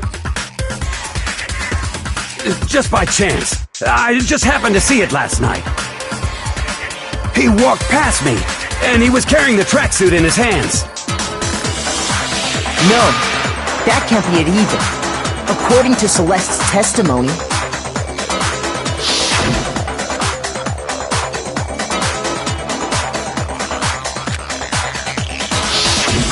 when Celeste noticed it, Chihiro made a point of making sure the jacket was completely in the bag. If you just ran into him briefly, you couldn't possibly have seen what color the tracksuit was. It would appear you've dug your own grave. Perhaps. But you handed him the shovel, didn't you? That's why you said what you did. Focus on the tracksuit and it'll be obvious who he met with? What a bunch of nonsense. Ah, now I understand. It was all one big bluff, wasn't it? Your true intention was to draw a slip of the tongue from the culprit. That's why we said you knew who did it, to put them on edge. That's right. However, Mondo was my target all along. I had my suspicions about him from the very beginning. But why? What made you so suspicious? That's a good question.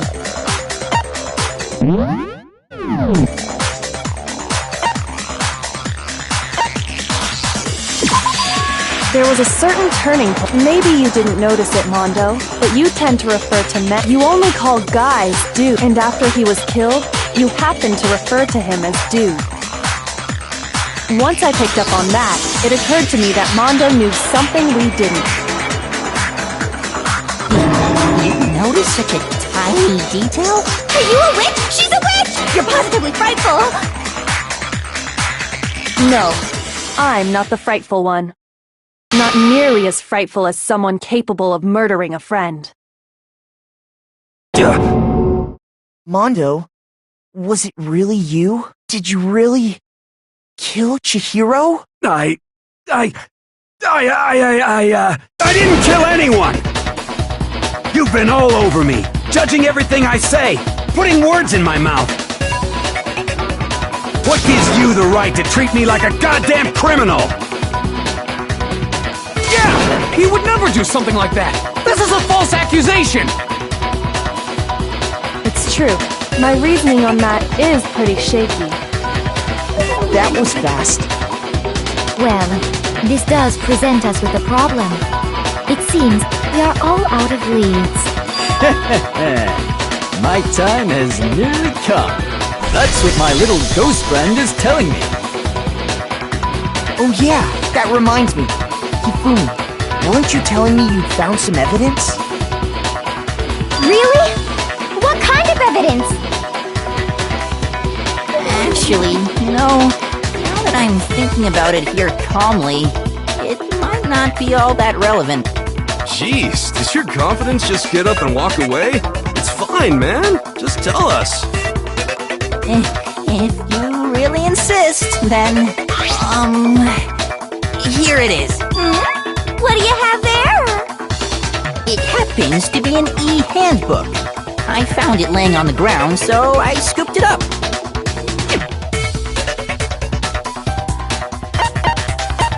I got it! We know Chihiro's handbook was missing from the scene of the crime, right? For a fact. For a fact indeed. I was totally sure I'd found it. Then it must hold some clue about the culprit, right? Well, that's what I was hoping. But it's busted. It won't even turn on. I imagine the culprit broke it to get rid of any evidence after the murder. That's odd. I didn't think the handbooks were quite so fragile. You're right, they're not. They're totally waterproof and shock resistant. It would take an awful lot to break one. And yet, this one does appear to be broken, as is Leon's, sitting useless in the main hall. For all your confidence, that is a remarkably high failure rate. Do you think there might be some kind of mystery in there somewhere? How precisely did the handbooks get broken?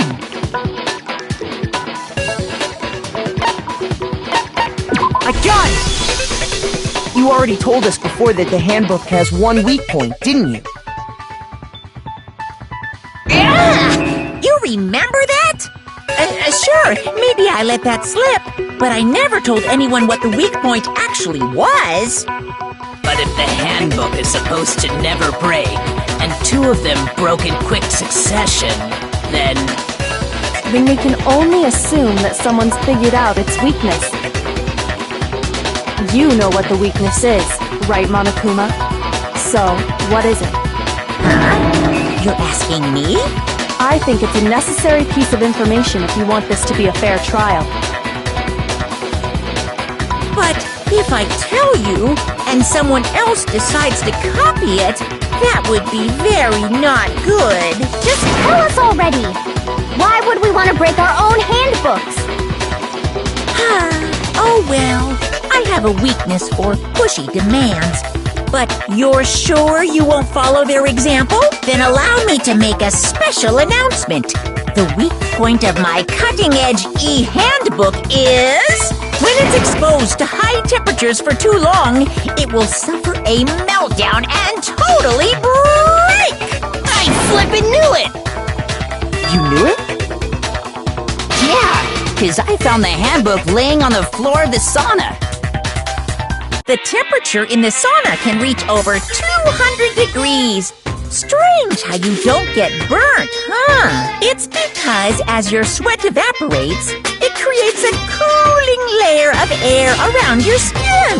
If the hot air of the sauna were somehow pushed directly onto your skin, you'd definitely get fried. That layer of air would get blown away. That's why you may feel a burning when you move around. So when you're in a sauna, make sure to keep nice and still. Interesting. I learned one new fact today. That is a mere trifling speck of knowledge. Anyway, if you found the victim's handbook in the sauna, then the killer must have been purposely trying to raise its temperature in order to break it. Meaning the culprit somehow knew its weakness. But how'd they find out? Monokuma said he didn't tell anyone, right? Indeed. Quite the mystery. What if they found out by accident? What do you mean by accident? What if the killer took their own handbook into the sauna, not knowing its weakness, and it broke?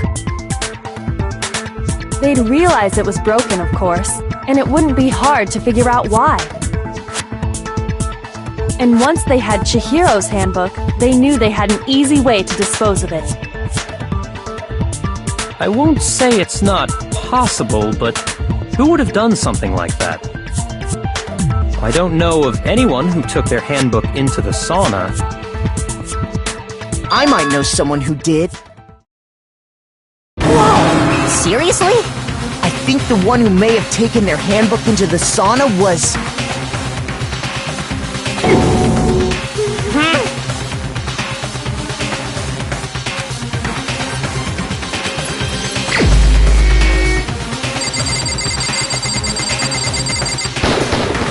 Here's my answer! Mondo, your handbook got broken in the sauna, didn't it? What? Why? Why do you keep accusing him? Mondo and Taka had an endurance contest in the sauna not too long ago, remember? And for the contest, Mondo just so happened to keep his school uniform on. But little did he realize, he'd also left his handbook in one of his uniform pockets. And when it was all over, Mondo discovered that taking your handbook into the sauna could easily destroy it. No, wait, hold on! You've got it all wrong! He would never kill! I don't accept this! Show me the proof! The actual solid proof!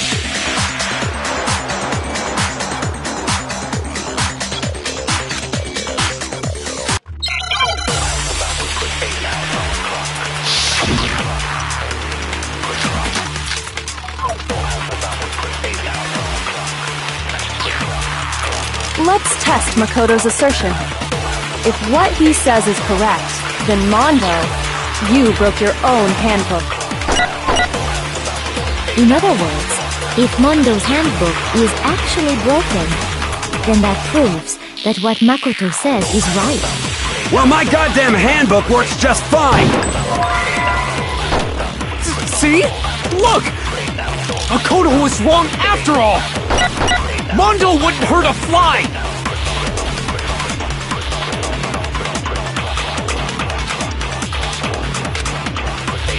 Let's test Makoto's. If what he says is correct, then you broke your own handbook. In other words, if Mondo, then that proves. Well, my goddamn handbook works just fine!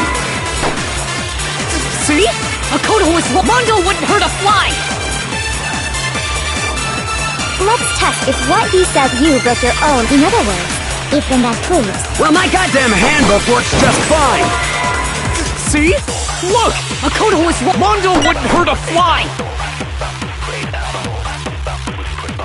Let's test if what he says you broke your own handbook. In other words, if then that proves that what. Well, my goddamn handbook works just fine! No, that's wrong!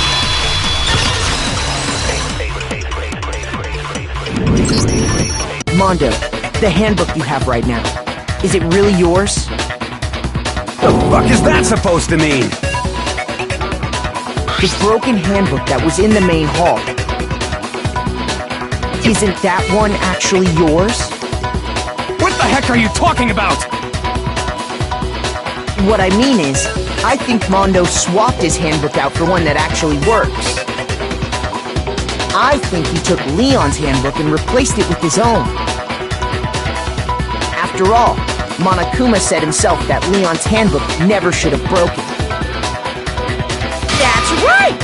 The punishment it suffered wasn't nearly enough to destroy it. So then, the broken handbook in the main hall is actually Mondo's, which would mean that the handbook Mondo has right now is actually Leon's, yes? But doesn't that violate the school regulation that says loaning out your handbook is prohibited? Well, here's how I look at it. There is a rule about loaning your handbook to another student, but if they're dead, they're not a student. It's kind of a gray area, I admit, but no worries. If anything, it just makes things more interesting. As such, I decree that exchanging handbooks with a corpse is not a violation of the rules. Well, Mondo, if I'm wrong about this, you're welcome to say so. I'm happy to admit I made a mistake, but... Son of a bitch! What's wrong, bro? Come on! Tell him he's wrong! You are wrong! You have to be wrong! Everything you just said is wrong! You made it all up! Okay, then why don't we look back on this case one more time, from the beginning? That way, everything will become clear, and we'll all see if I was right or wrong.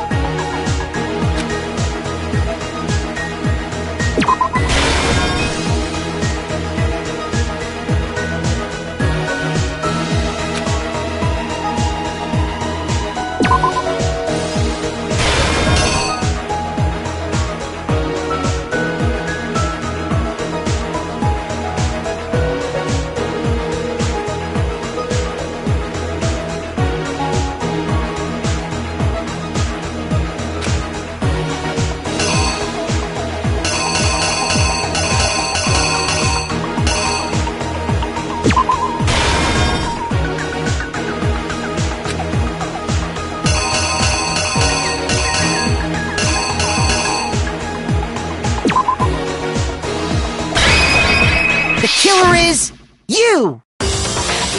First, let's take a look back to before the incident. Last night, Celeste saw Chihiro in the warehouse, correct? At the time, she was apparently stuffing something into a duffel bag.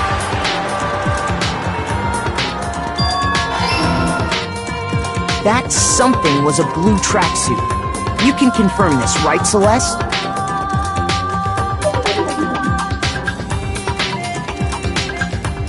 With bag in hand, Chihiro headed out, even though it was officially nighttime. She made her way to the locker room, specifically the boys' locker room. But how could the victim, who was apparently a girl, access the boys' locker room?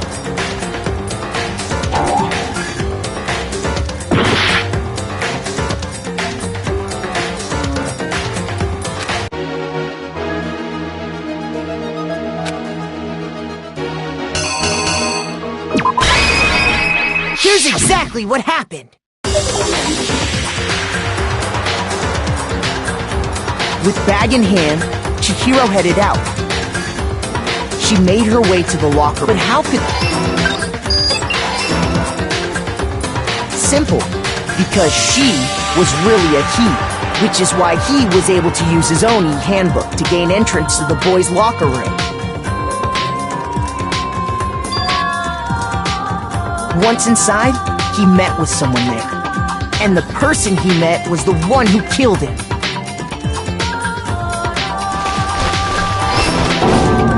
It seems likely that the killer grabbed the nearby dumbbell, approached the unsuspecting Chihiro,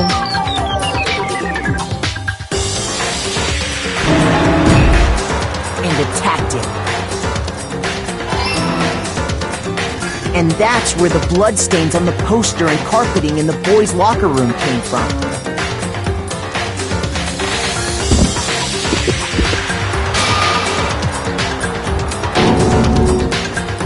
It was likely in the heat of the moment.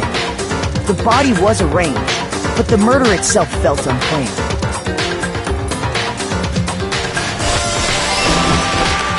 Which is why the killer hurried to try and hide the act. First, pulling up the bloodstained carpet.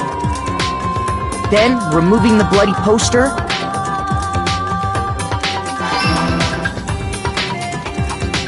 And finally carrying the corpse into the girls' locker room. A girl's handbook was necessary to get into the locker room, of course. But this alone doesn't prove that the killer was necessarily a girl. After all, Sayaka and Junko's handbooks had been placed in the main hall. Using one of those, a boy could get into the girls' locker room without much problem. And that's exactly how the killer did it. With the carpet and the poster they brought with them, they got to work.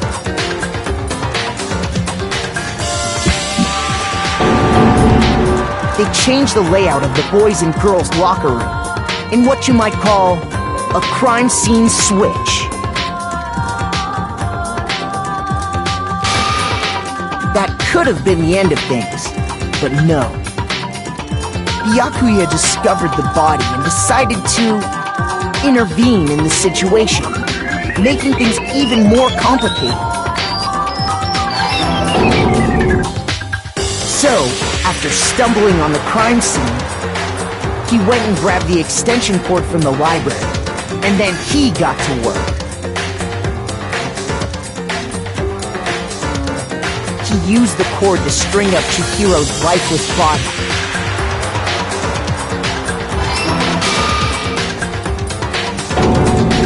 Then, using the victim's own blood, he left a grisly message there at the scene of the crime. He wanted to create the illusion that Genocide Jack was responsible for the slaughter.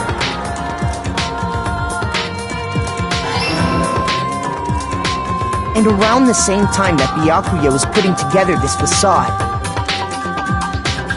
the killer, having already disposed of Chihiro's bag and other belongings, arrived at the sauna.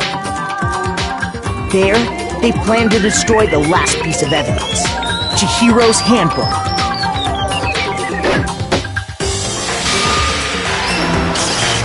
And just as the killer expected, the steamy sauna was enough to ruin the electronic gadget. Somehow, the killer knew that the handbook couldn't stand up to the heat of the sauna. And the reason they knew that is because the sauna had already wrecked their own handbook. And that's how it all played out.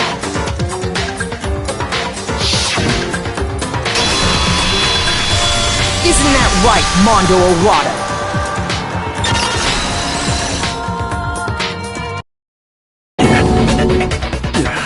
Wait! No! This can't be right! Where's your evidence? Yeah! Where's your evidence? You need evidence! You need proof! Without any proof, you can't pin any of this on him!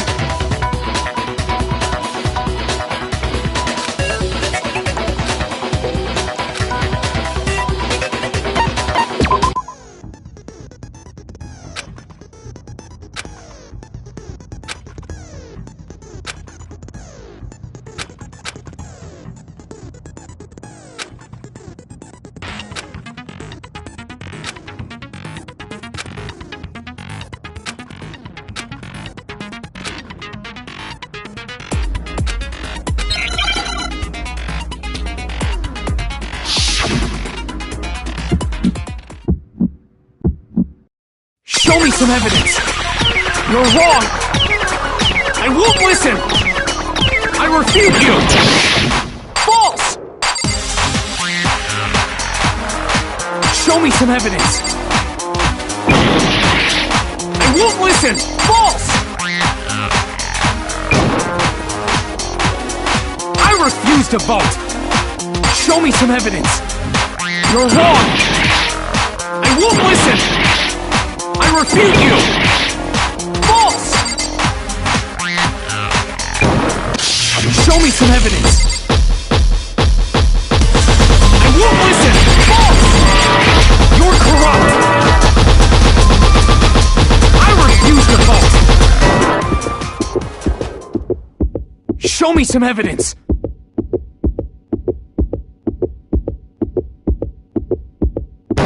This should prove it!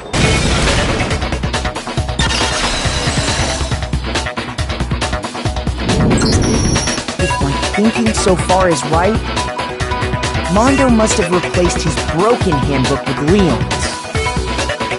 In which case, we can just check each of our handbooks right now. Once we do that, we'll... We don't gotta do that. Huh? Yeah, I did it. I killed him.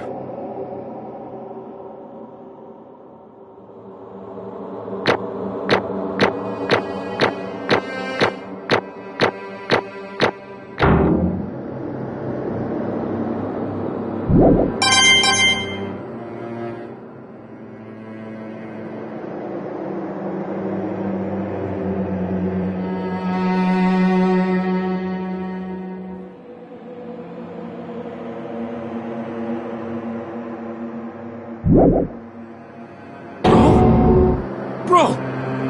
What are you saying? I got no choice, man. After hearing all that, I gotta just... give up. Go ahead, Monokuma. Get it over with.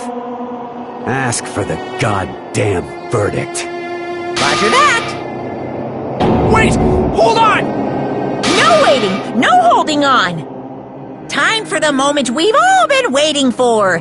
Grab your lever and give it a yank! Who will you elect as the Blackened this time around? Will you make the right choice or the dreadfully wrong one? What's it gonna be? What's it gonna be?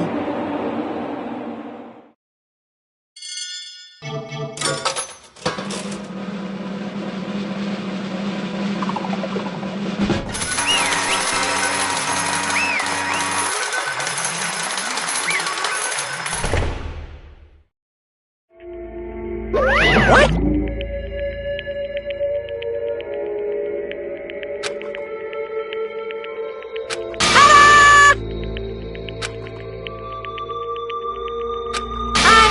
Unbelievable.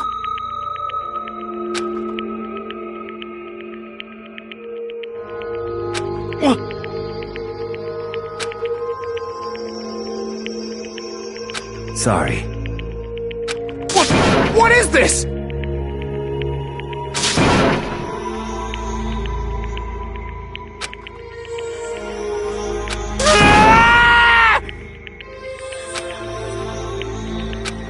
Now then. Actually...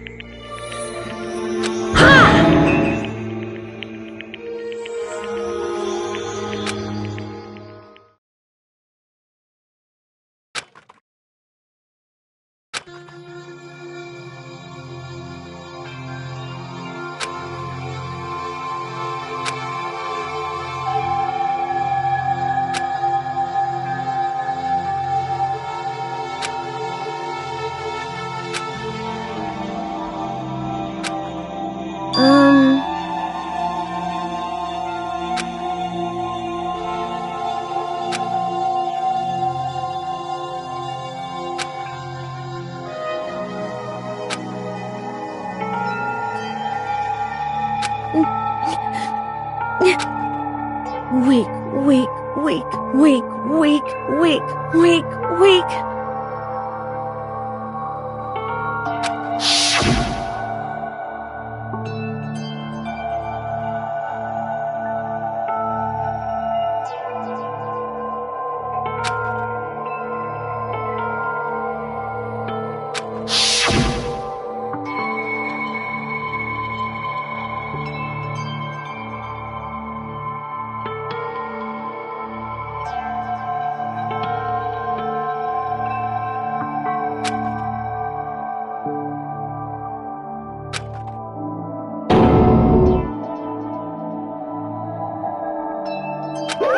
Hey,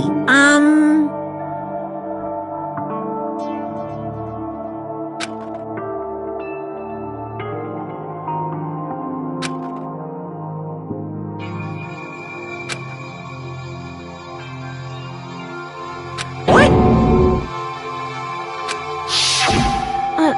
I'm sorry. But...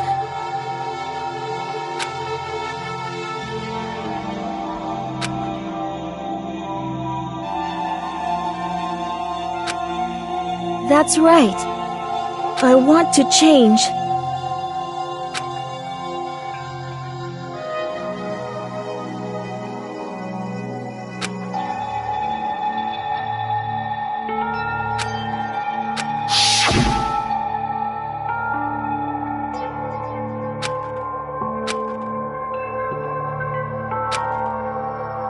Hey,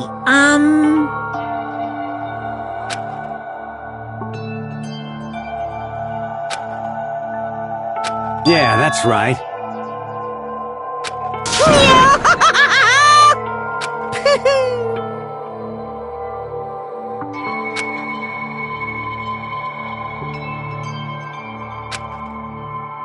Uh-huh.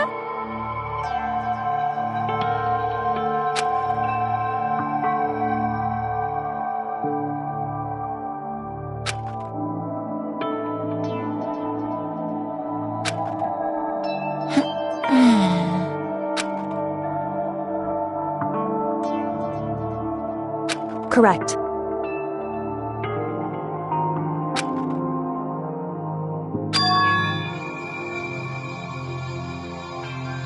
Indeed.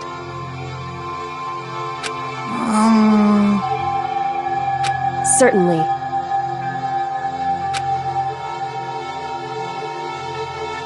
But... Because...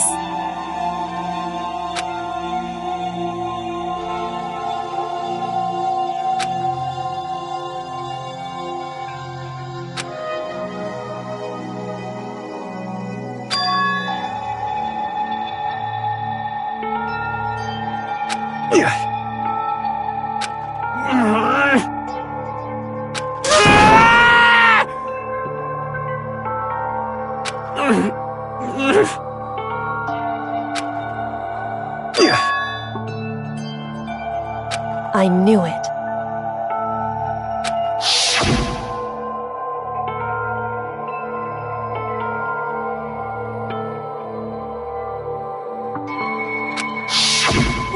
What is this?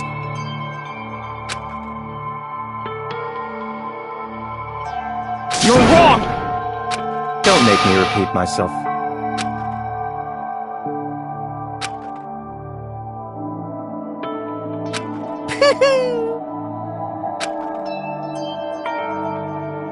Hey,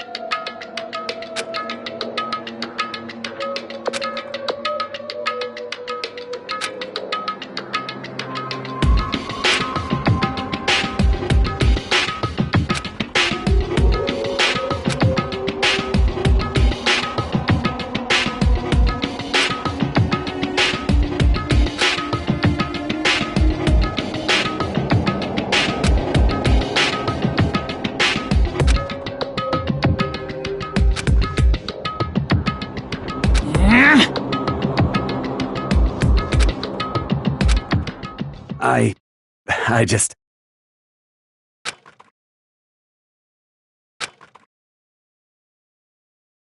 Don't fuck with me!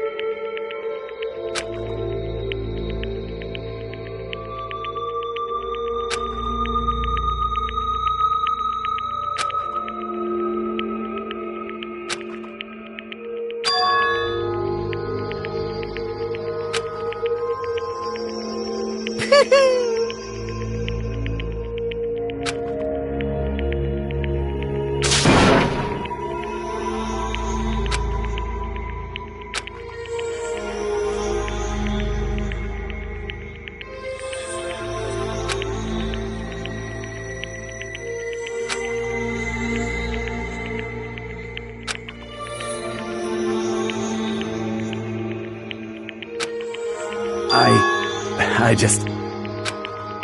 Yeah.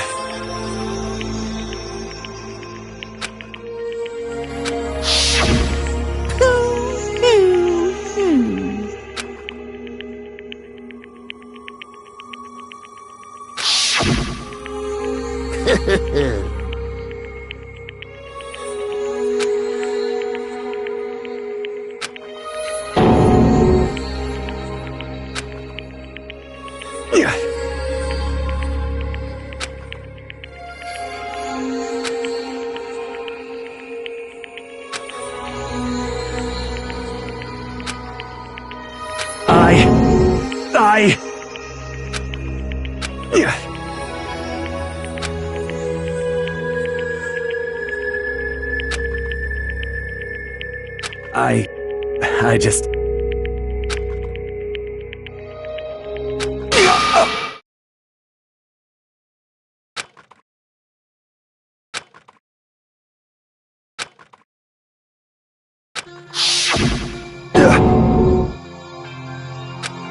I'm sorry. Huh? But I want to change.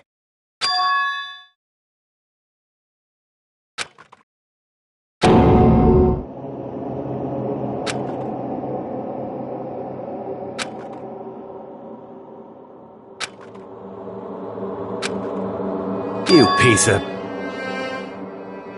What? What? Huh?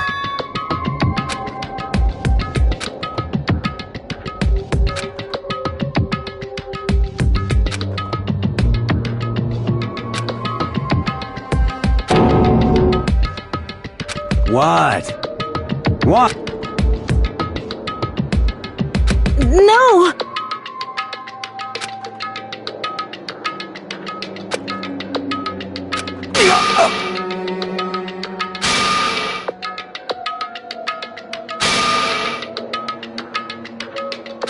What's wrong? Damn you! I just wanted to... Yeah, that's right.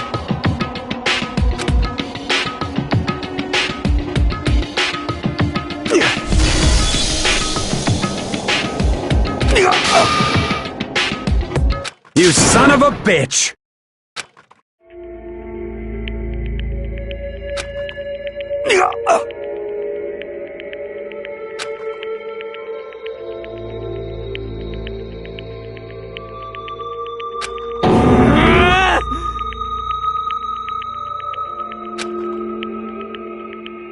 I killed him. I killed Chihiro.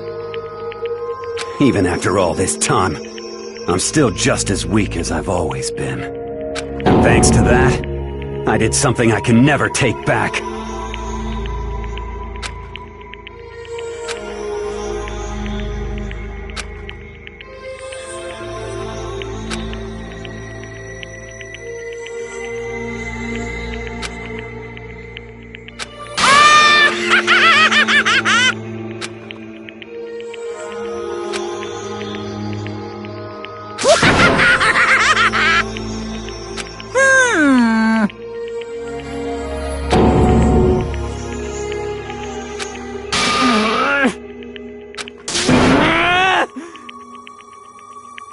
Yep.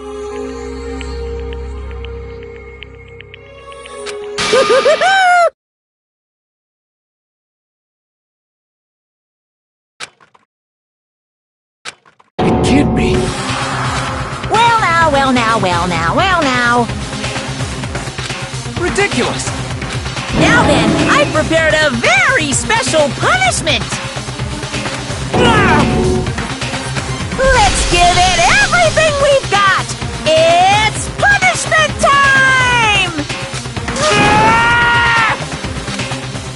Sorry, man. I couldn't keep the promise we made. From one man to another.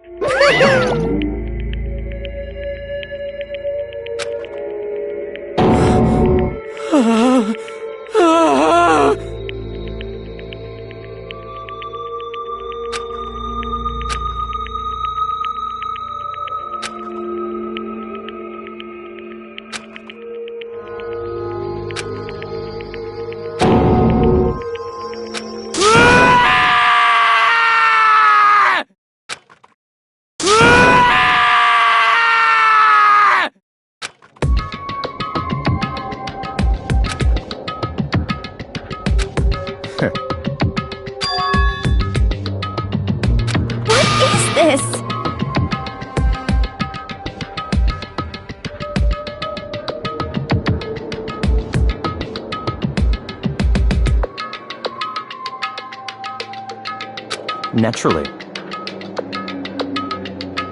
Hey. However... What?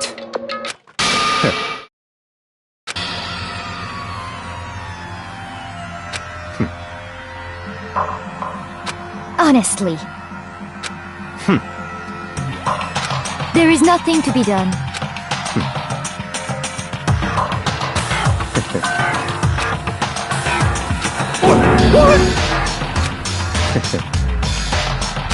Well... That's right.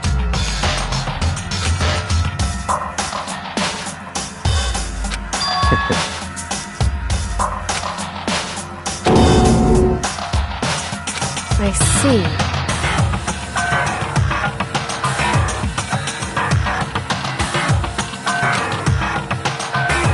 But...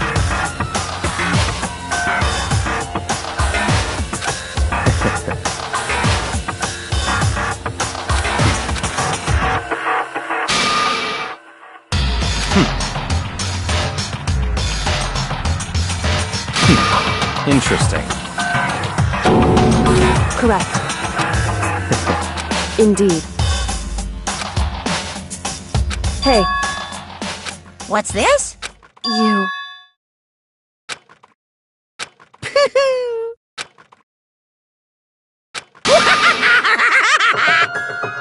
What?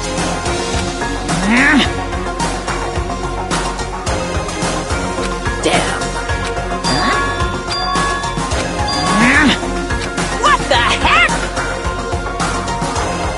Damn it!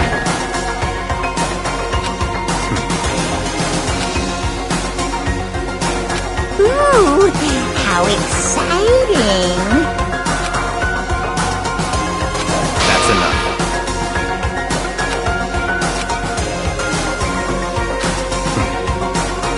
In the name of my family.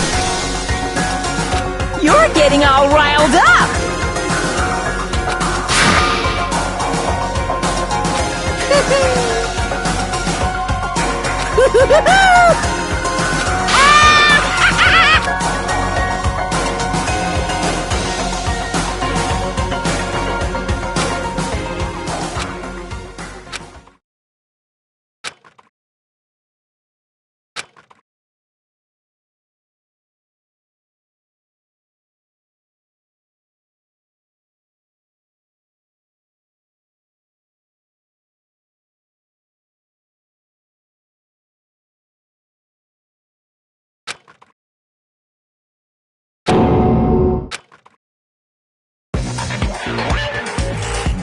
Well, anyway, like I was saying...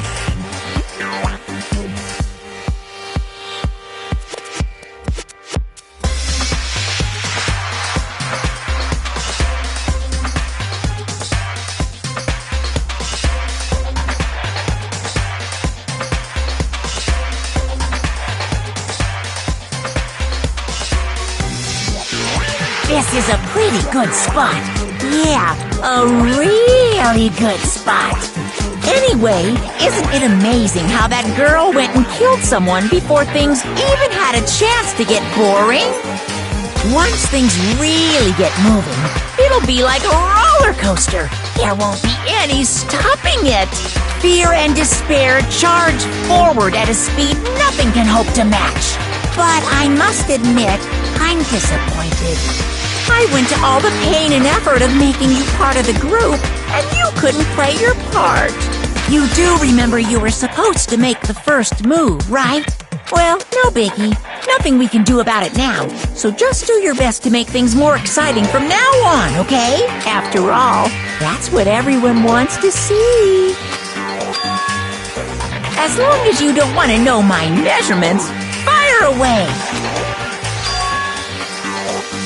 Ooh, my, you really took me by surprise there. I know I said you could ask anything, but... Super denied, ultra denied, demonic denied! Because you see, that's my ace in the hole. And nobody'd be dumb enough to reveal that, right? No matter how close they were to their friends.